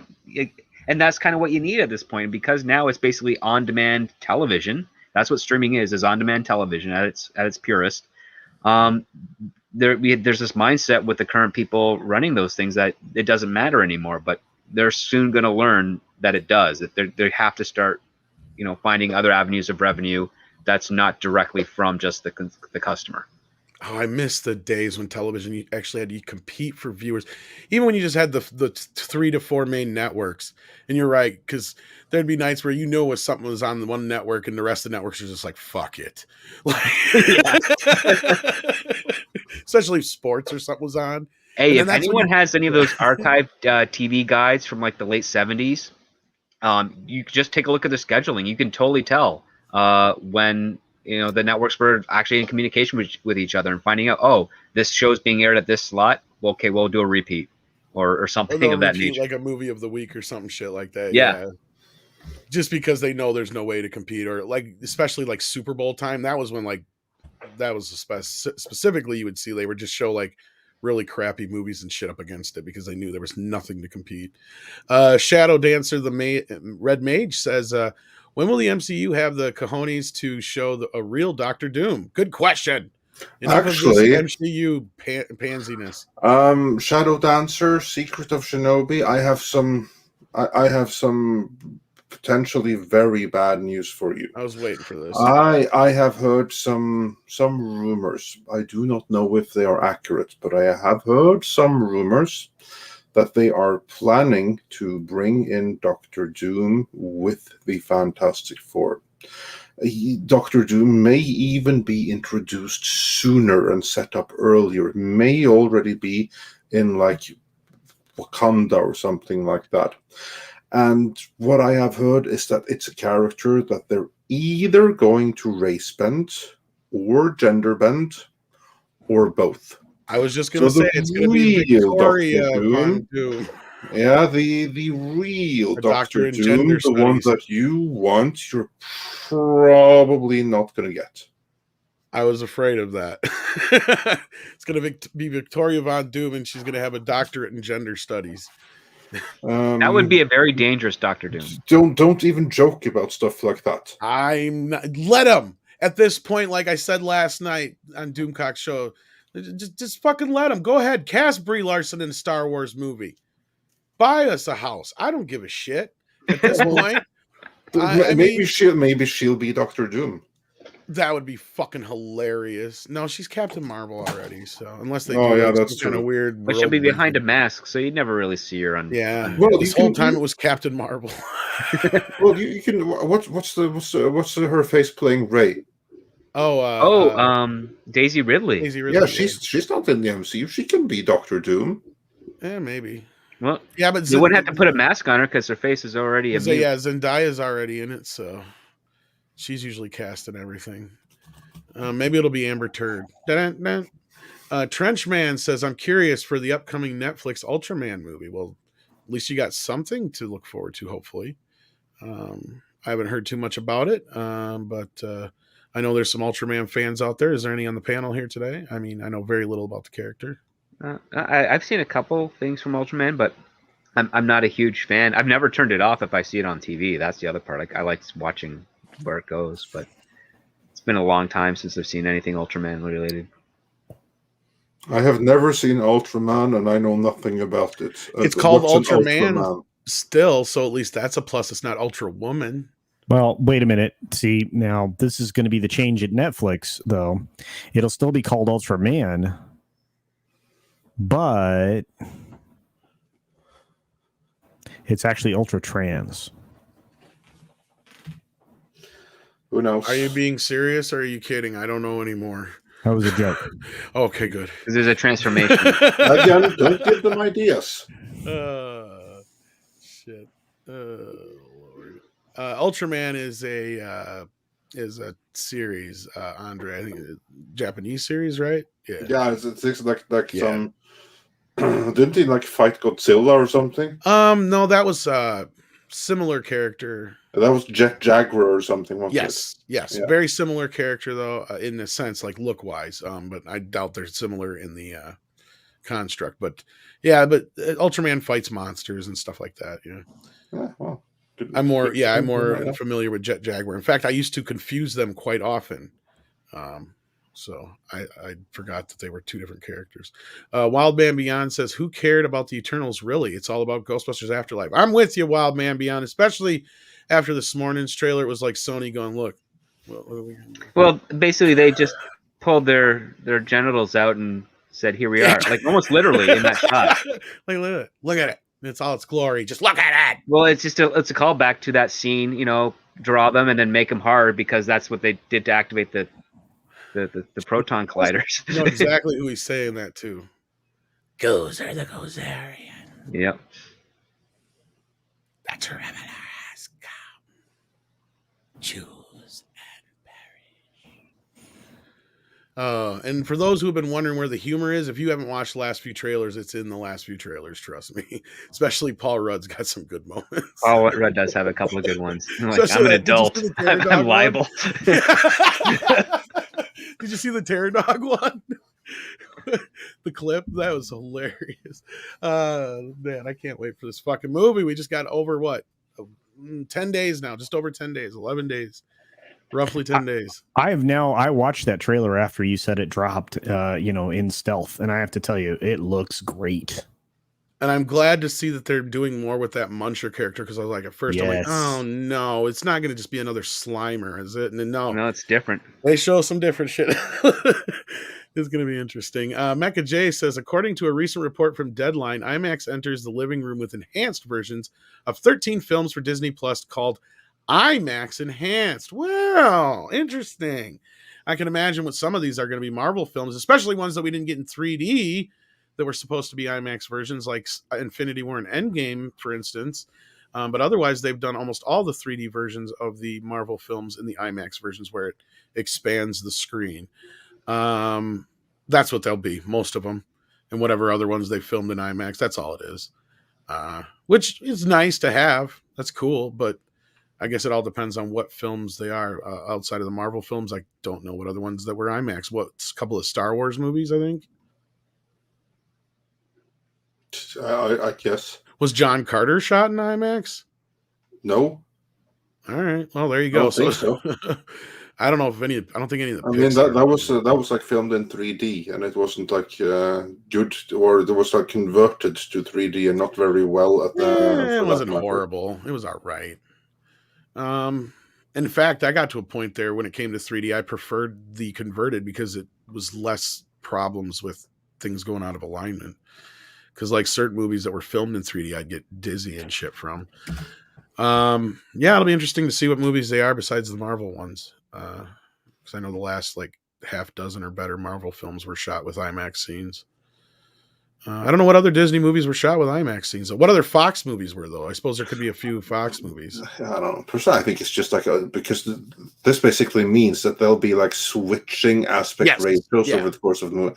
I think that's so ridiculous, to be honest. Well, yes and no. I hate it because here's the thing: is I do have like I said, all the 3D versions except for Endgame and Infinity War of the Marvel films do have the IMAX enhanced versions, whereas the 2D versions don't.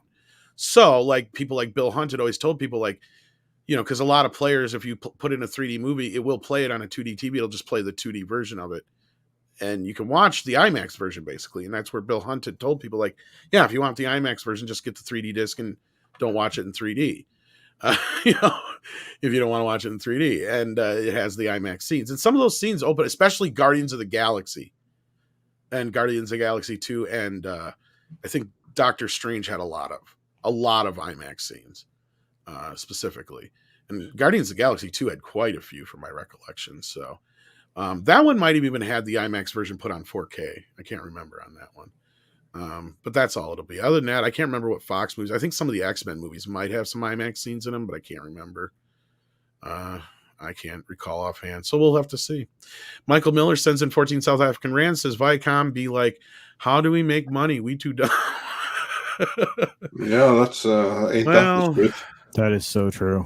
My God. These days, for sure. Banking on South Park, man. Banking on South Park. And here's the thing. Oh my gosh. Shari Redstone last week came out and she was like, just buying into all this globalist garbage, at the same time, her company's crumbling profit wise. I'm thinking you were talking exactly the wrong direction, lady. You're killing everything. They got rid of Giannopoulos. Yeah. Is it counting down now before Emma Watts walks? Yes, I think so. Oh yeah, isn't she out the door already, or on her way out the door? She will be by the end of next year, I think. Yeah, I heard. Yeah. And it's weird, man. You bring in somebody to rescue stuff, and then you say, "See ya." And look, I mean, you double down. You have a not Star Trek show in Prodigy. I can't wait to hear RMB's complete thoughts on that, and just all this other stuff out there, man. I mean, you have the one great property, and you're driving it into the ground. What are they? Actually, they got a couple they're driving into the ground. Well, no, I mean, Star Trek's toast, man. But I'm just Star Trek's already toast. But I mean, what are they going to rely on next year? What comes out next year that saves their bacon? It's not so much even that they're too dumb. It's just they're not organized at all. This is the thing. They're disorganized, and whoever they keep putting in charge to type and fix things, they don't give them any teeth so that they can fix things.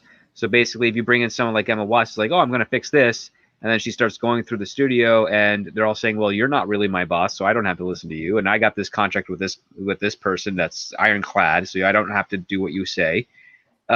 You're kind of put yourself into a really difficult position. What they really need to do. Explain what happened with Star Trek and Kurtzman and her. Yeah.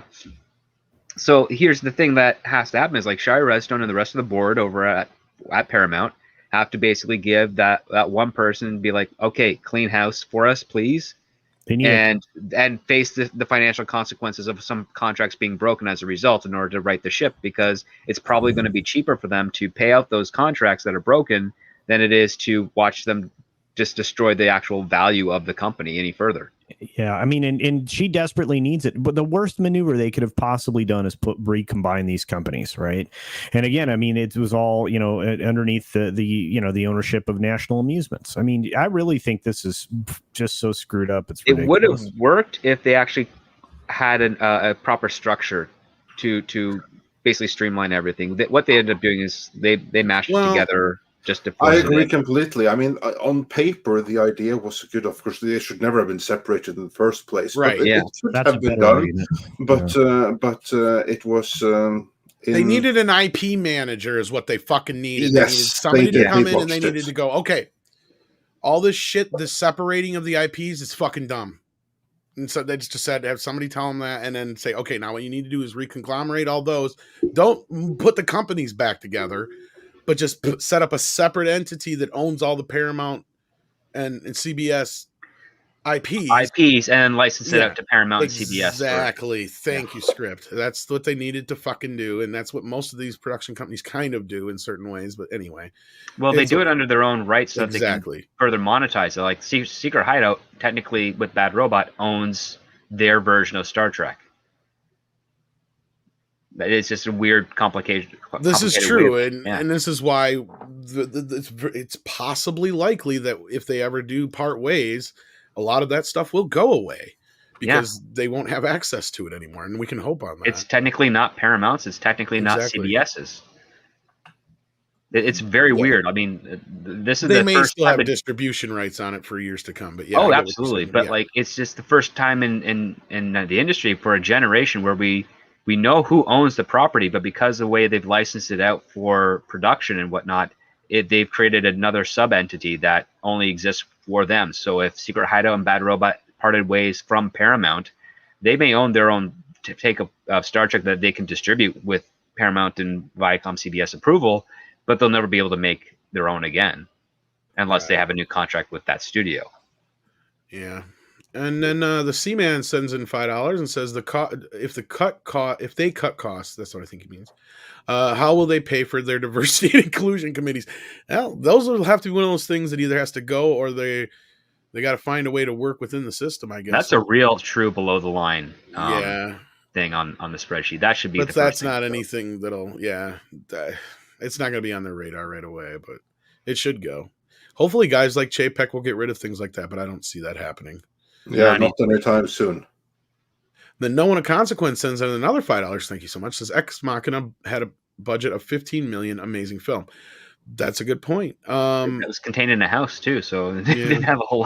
In a house in Norway, no less. And a lot of times, and I don't know the ins and outs of this movie's behind the scenes, so this is not about Ex Machina, so don't somebody go correcting me on this. But a lot of times with some of these independent films, they just happen to have, somebody, especially when it comes to a special effects situation, or like Neil Blomkamp is a great example. Like somebody like Peter Jackson believed in him and gave him some money, right? Like that's kind of how these things work. And even if it's just a little bit, you can see some really great filmmakers do a lot with little, and they get a little extra help on the other side of it. So I'm not saying Ex Machina was made this way, but I'm sure other films have, and that's why I'm saying this is because, you get like a special effects director who believes in somebody and like, I'll help you out. And they do the effects for free pretty much. Right. Deferred payment contracts are common in independent film. I mean, they're not great, but they're common in independent film. Practically for free. Shit like, but if the movie makes money, prestige and stuff like that. Yeah. And it's always usually negotiated with gross on independent films, because if the movie sells and it gets a distribution deal and they make money, then they reap the benefits of that. Stan Winston was a kind of guy who used to do a lot of that stuff. Like he'd help out, like he had a school and they would do like help out really low budget independent films with special effects and things like that too. I think they're still around. Then there was things like the Dave School and stuff like that too that would do similar things. But anyway, we got one of your fellow Norwegians here, Andre. Excellent. We have Paradise Plain, who says for 100 Norwegian krona, Boys and Girls, the Lord of the Rings film series had a budget of 281 million. The box office is 2.9 billion. It's good thinking. Indeed it is. That's about 93 million a film. Yep. And Erik Runge Madsen, he also points out that about Ex Machina, a house in Norway, catering must have cost a fortune. It did indeed, because that house was in the middle of nowhere. So, yeah, that was like half the budget right there.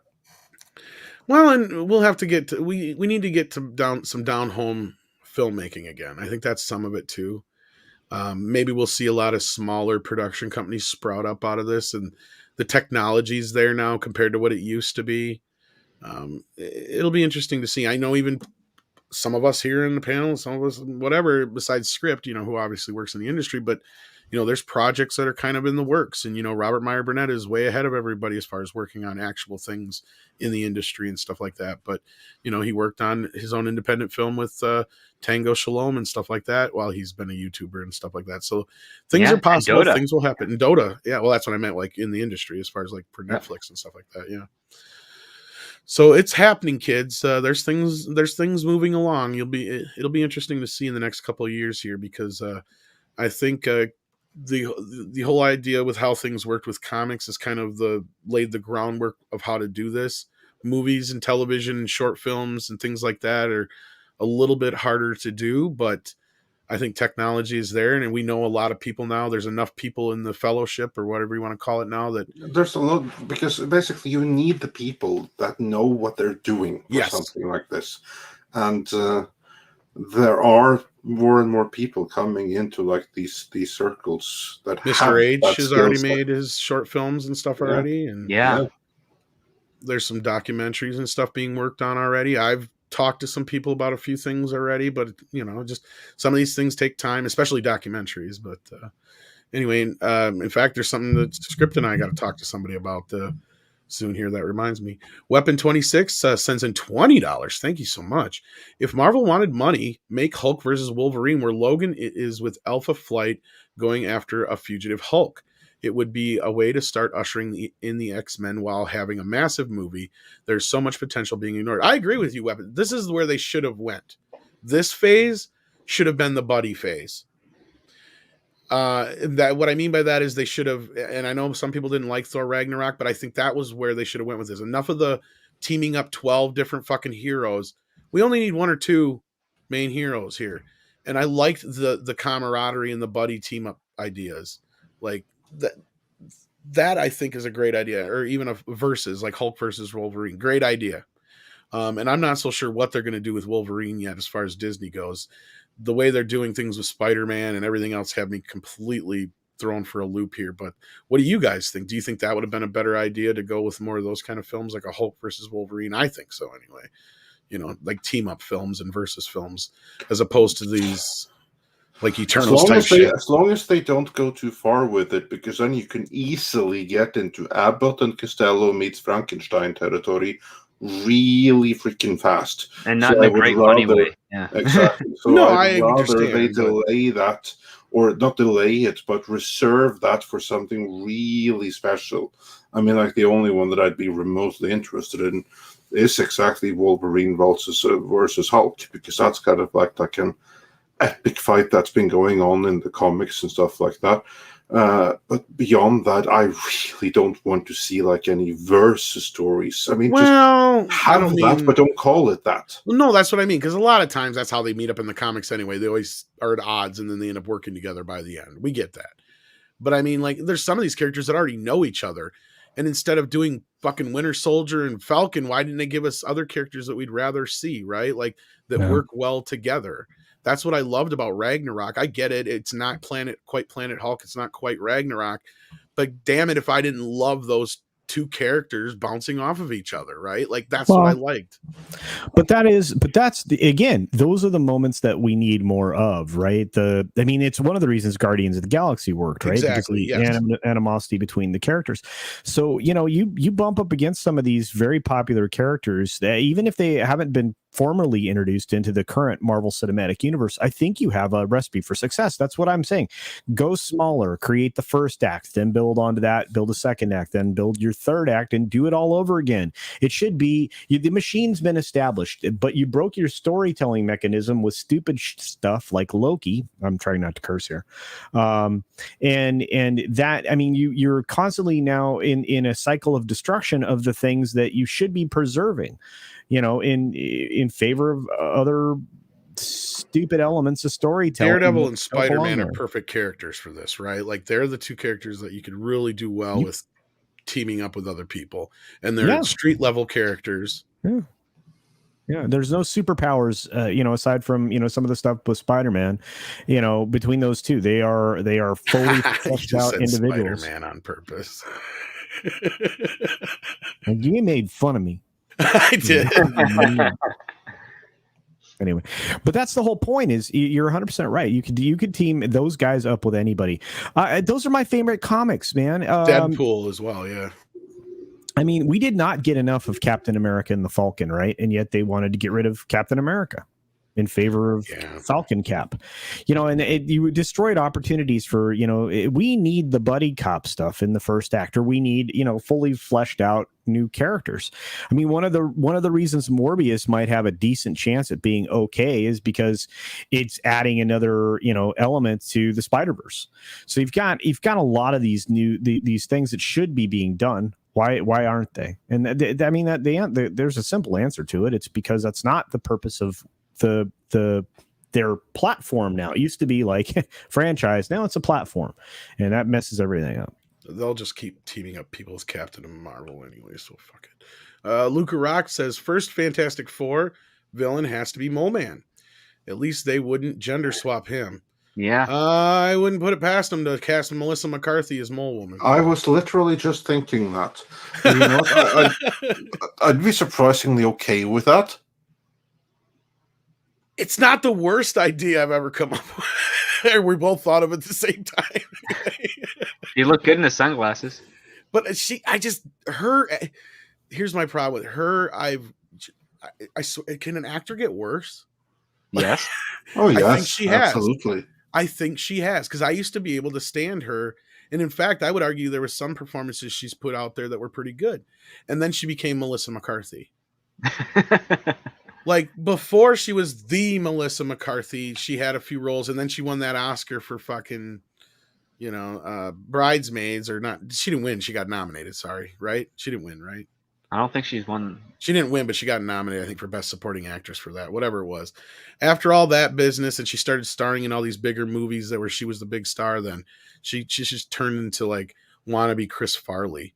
But like, there's that movie she did with like Bill Murray where she's like a single mom. I can't remember the name of it now, but it's a really good movie, actually. And there's a couple other movies and stuff she's done that I didn't think were that bad before. Well, when her husband's not writing and directing, she's pretty good. Usually. So maybe that's the problem. But no, I seriously feel like she's gotten to be a worse actress. So like, I'm not so sure that'd be a good idea now, Andre. Well, I can say, but yeah, no, probably not. But I wasn't a big fan of the gender swap Dr. Octopus in Into the Spider-Verse either. Even though people were like, I kind of like that. I'm like, especially with the lesbian overtones. I did not see that coming, I have to say. I'm sure that's what Aunt May said too when she was down there. But Mega Wing Zero sends in another $10. Thank you so much. You are the wind beneath our Mega Wings. I agree that Fantastic Four should start ground like Lee and Kirby run, but need to build to Burns run, right? Yep. And finish with Hickman's run and conclude the MCU Hickman's Secret Wars. That's just me. Well, they are working in the Secret Wars. We don't know what kind of version it's going to be, obviously. But it's actually Secret Invasion is Secret Invasion. That's what it is. Secret Invasion. Secret Wars is with, I think, the Beyonder and a whole bunch of other. Yeah. Sorry. Yeah, it is. Sorry, that's what the Beyonder. Yeah. All right. And then we had, I think, one or two more, maybe. It's so nice that it doesn't jump on you now. Yeah, it's an amazing improvement. Duraran sends in €5. Fancy money. Ultratrans Man. Yeah, that's... Let's hope not. Look, the problem is it just wouldn't surprise me. Right. You know. If we think of J. Edgar Hoover will come and destroy us. Diego Flores sends in 10 Peruvian souls. How you doing, Diego? Don't want to scare anybody, but Bandai is part owner of Surabaya. Am I saying that right? Surabaya? Owner of Ultra Series, and with their recent announcement of global market, let me know if you need more. Well, there you go. It sounds like Diego is the go-to on that, and you can find him on Midnight's Edge Espanol, and he will answer questions in English as well, so it doesn't have to just be Spanish. So. Yeah, Diego, we have to do something on just that on Espanol, where the skills is. Yeah. Let's see here. Shadow Dancer Red Mage comes in with another 5. Says, "Don't tempt me. I can put Squirrel Girl in Doom armor and make it work." Insert evil cackle here. Yeah. Don't give him any more ideas. Trenchman. Yeah, because the House of Ideas is completely out of them. So, yeah. I wouldn't be surprised if they don't start listening to some, because they will start looking for ideas to piss us off, guys. No, So but here's like the thing that in the comics, for instance, everything that they've been doing the past 10 years are stuff that was in the What If comics of the 70s. yeah, And Trenchman it was says, done better then. yeah, I highly recommend Ultraman 1966 through Ultraman Jack. Both shows are the epitome of positive Epitome. male hero, or epitome. Epitome. That's that word. Okay. Yes. Positive male hero who kills monsters with energy blasts, but are they coming out of his penis? That's the question. But I do gotta agree with Entertainment Wizard. Guardians 2 might have the best best 3D I've ever seen. Between both the Guardians films and Ant-Man have reference level 3D, especially considering they were converted. Ant-Man is so much fucking fun in 3D. Like that one, I was so glad that they did such a great job with. But anyhow, what else we got here? We got a member comment, don't we? From Yes, Big we Daddy do. MRI. You want to grab that one, Andre? It's in the private chat here. Yeah, give me 1 second here. And I shall go and grab it. Big Daddy MRI, who's been a member for 2 months on the Viking level, says, "Love Midnight's Edge. Keep on pushing the envelope. Great reporting, great panels. Don't stop and ignore the naysayers." Oh, well, thank you. Well, we won't stop and we will ignore the naysayers. Unless they have some good points, then we may listen and incorporate it. But beyond that, we ignore. Absolutely. He may But be hinting thanks for about your people support who, and for being here. And that goes to absolutely everyone listening. We couldn't do what we do without you. So, yeah, thanks for being here. he may be referring to people who like to steal other people's And streams. Tom, I believe Yeah. that you also got the question sent directly to you. Did I? Let me see. Trying to change the subject so I don't say that,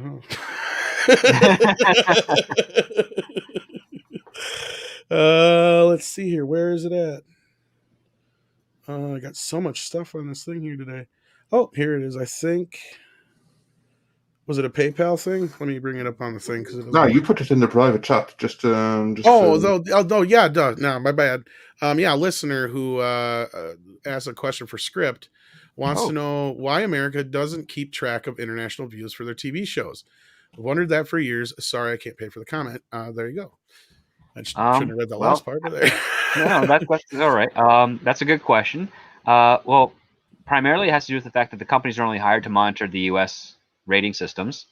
Also, when you do population comparison between the United States and some of the other countries that they have sold their shows to, population for the U.S. is far greater to a degree, to some extent. But primarily, it's really that once they sell the show internationally to another market, it doesn't matter to them the ratings anymore. It just matters the value of what they can sell it for.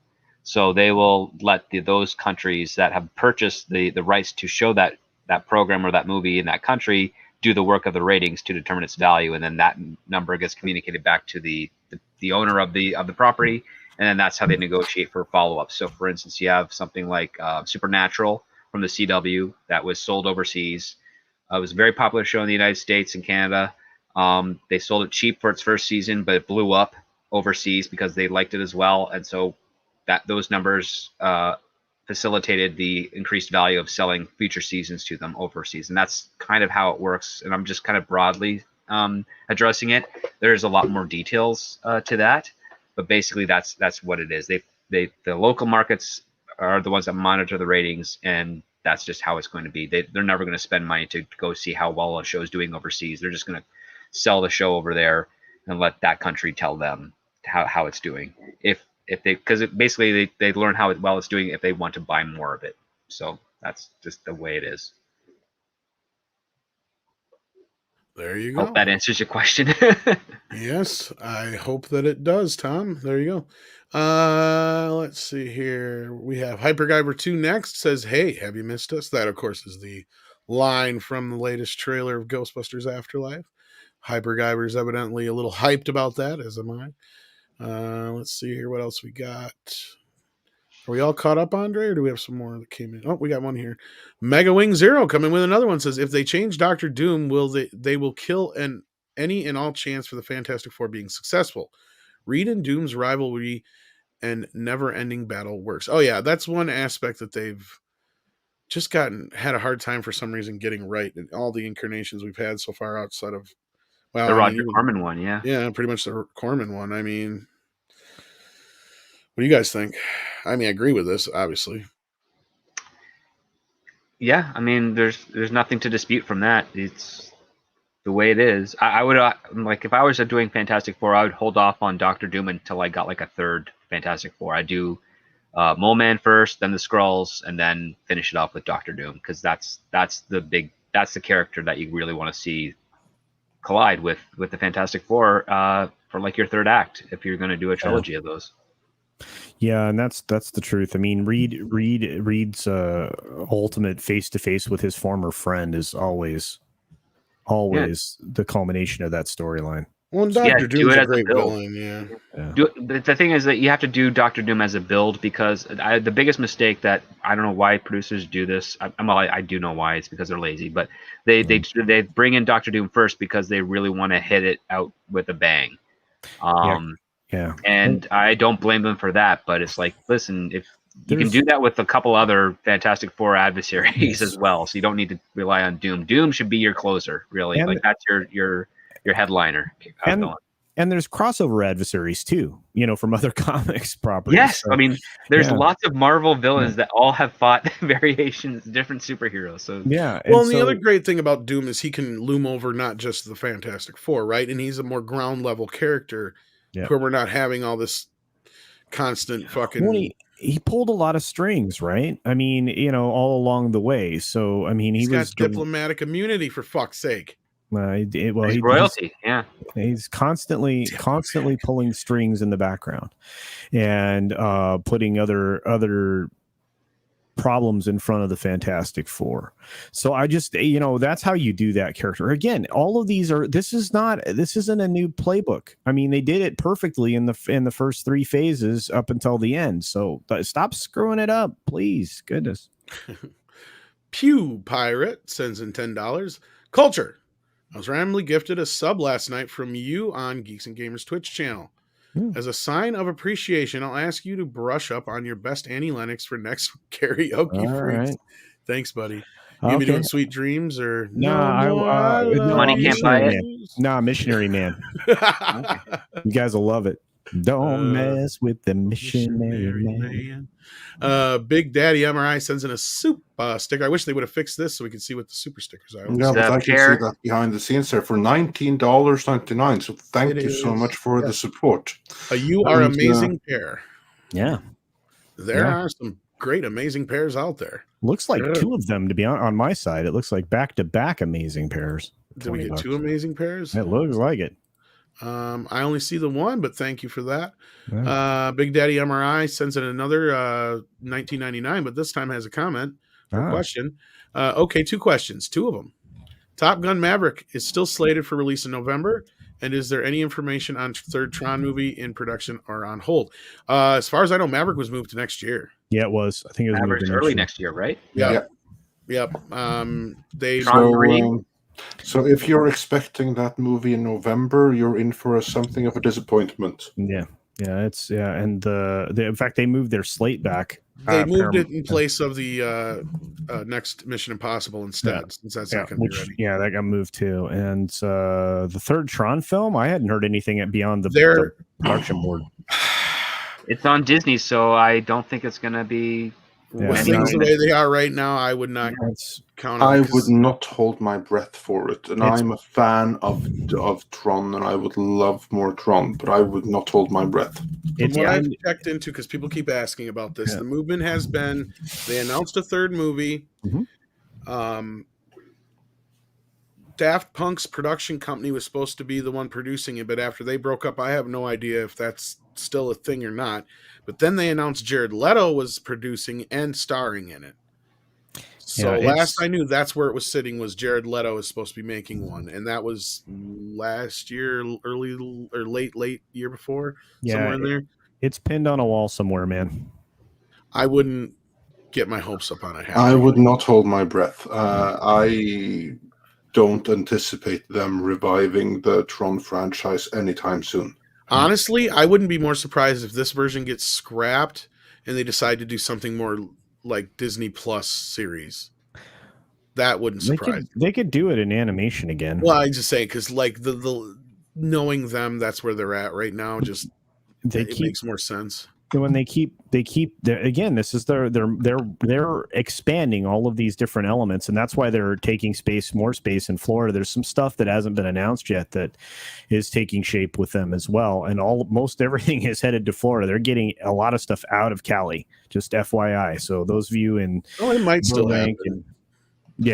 I mean, I haven't heard it's not. So yeah. I thought it was still stuck in pre, but anyway. And Top Gun 2 comes out on May 27th. For those who are curious, by the way. Yeah. And with that, I think we're all caught up on the super chats on, right?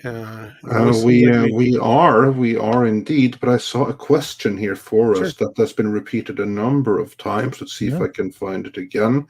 This one? Yeah, this one. Brian Barth wondered, do you wish that they still made films like they did in the 70s? Depends on what you mean.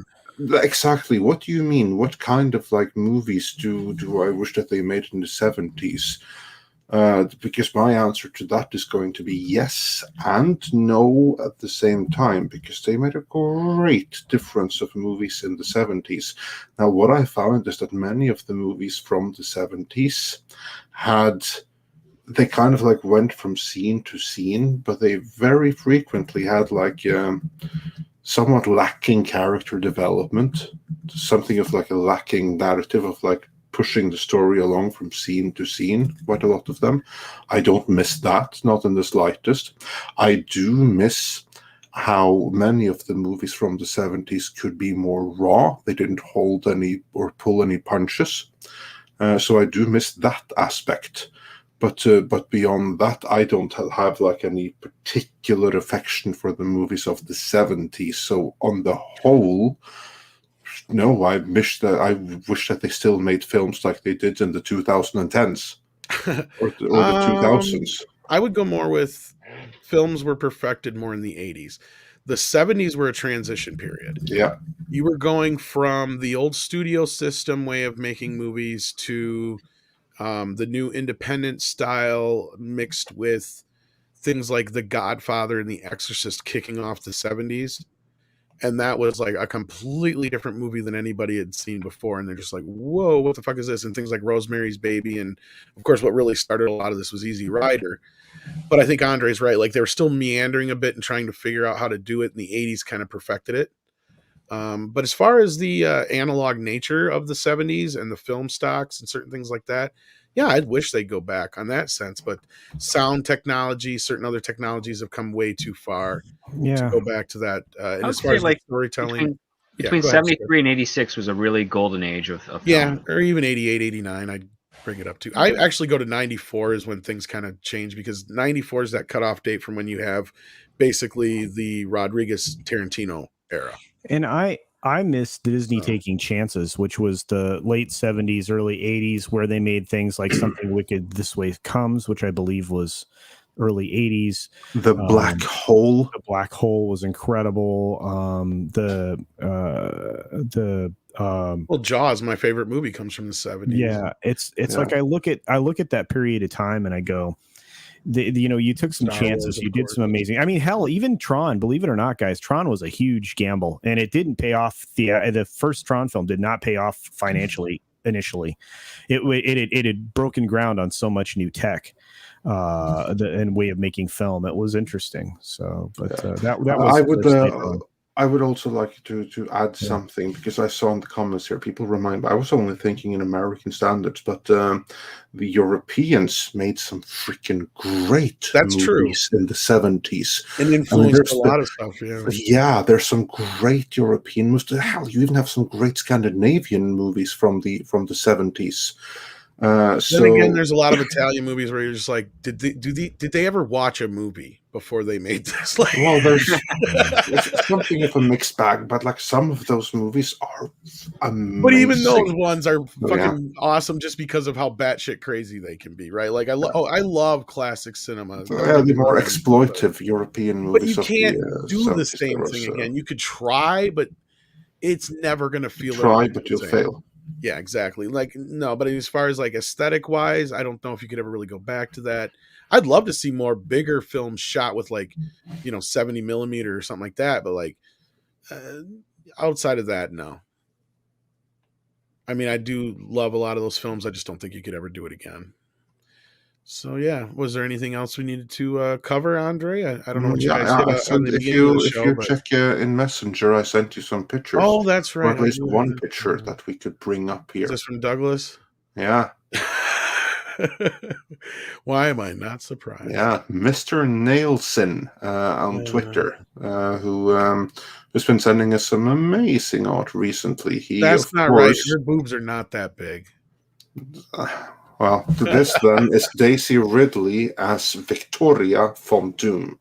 Since we were talking, that looks a lot like KK, if you ask me. It does. Well, which only goes to, but I see it. But that's also why you could see what Kathleen Kennedy would hire Daisy Ridley in the first place. Yeah. Why she could see herself so much in her. Same thing with Phoebe Waller-Bridge. She sees her quirky side in her. I bet.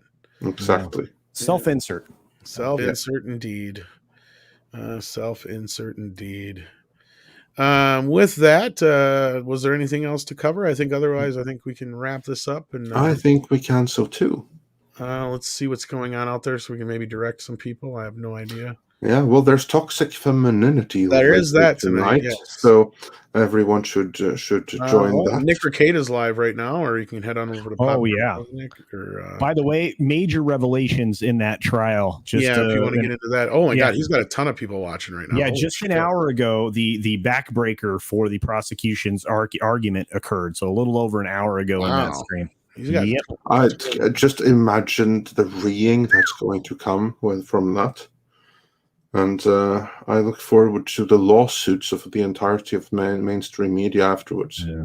And you have 4 popular lawyers on YouTube that are covering this on his channel right now. 26,000 people watching at the moment. So, oh wow! Yeah. Damn. Yeah, that's some views right there. Well, yeah, go and get informed on that, and look forward to the fallout when looks like Unsafe Space is also streaming right now if you want some alternatives. There you go. How about some friends, of course. And with that, I think we're going to wrap this up. We also have to say thank you to Script and to Culture Casino for joining us. Check out their channels. Check out their channels. Yeah. Thank you. Yeah. You can always find me every Tuesday on Culture Casino, and I hop in other times as well, but mainly Tuesday. And maybe this guy. And we're trying to get the script in when we can, and we try to get Andre in when we can as well. Oh yeah, always try when possible. And that might be definitely a possibility in the new year for sure. But yeah, I definitely want to try and get on Culture streams more often. Yes, and I appreciate it. I do. Do you have anything coming up, Script or Culture, you guys want to plug real quick before we head out? I'm gonna do my own version video of the aftermath of the Eternals first weekend, and of course and then I've got an unboxing video later this week. Just the normal. The 6-minute daily is the thing that I have the most fun with every morning. So when you guys show up for that before you show up over here, I truly appreciate it. You get your pop culture and entertainment news in 6 minutes. I did 17 stories in 6 minutes today, guys. It was a zoo. So, Speaking of unboxing, we are going to, and I'm going to pin Andre down and make him pick some times here so we can get a schedule for members stuff. Yes, exactly. We could try for tomorrow, I guess. If you want to try something that soon, we could. We could maybe come up Or with a Thursday. good time for the international crowd. Perhaps people can throw some suggestions in the comments, and we'll try and decide and throw an announcement up on Twitter in the community tab or something like that this evening. Yeah, I think we can. Maybe I can even announce it on Toxic Femme tonight. So yeah, we can maybe work something like that out. But I think we need to work out a regular schedule, and plus, yeah. When I get all this stuff we've gotten sent together, we're going to do some kind of presentation / I mean, a lot of it's been unboxed already, but so I want to make sure people weren't sending me severed heads and shit. Yeah, so like we got a few things we got some from the fans out there, so we'll definitely get to those. I know some of it's way overdue, so I apologize for that. And with that, there is precipitation incoming. That is correct. And it is in the form of koalas being rained on. Koalas in the rain, koalas in the rain, no fucks given. Koala, koalas in the rain, koalas in the rain, no fucks given. The McGregor comes in at the last minute with a super chat. Says, thanks for the show, gents. No need to read, but we did it anyway. Thank you so much, the McGregor. We appreciate it. And thank you all. Take care of yourselves and each other.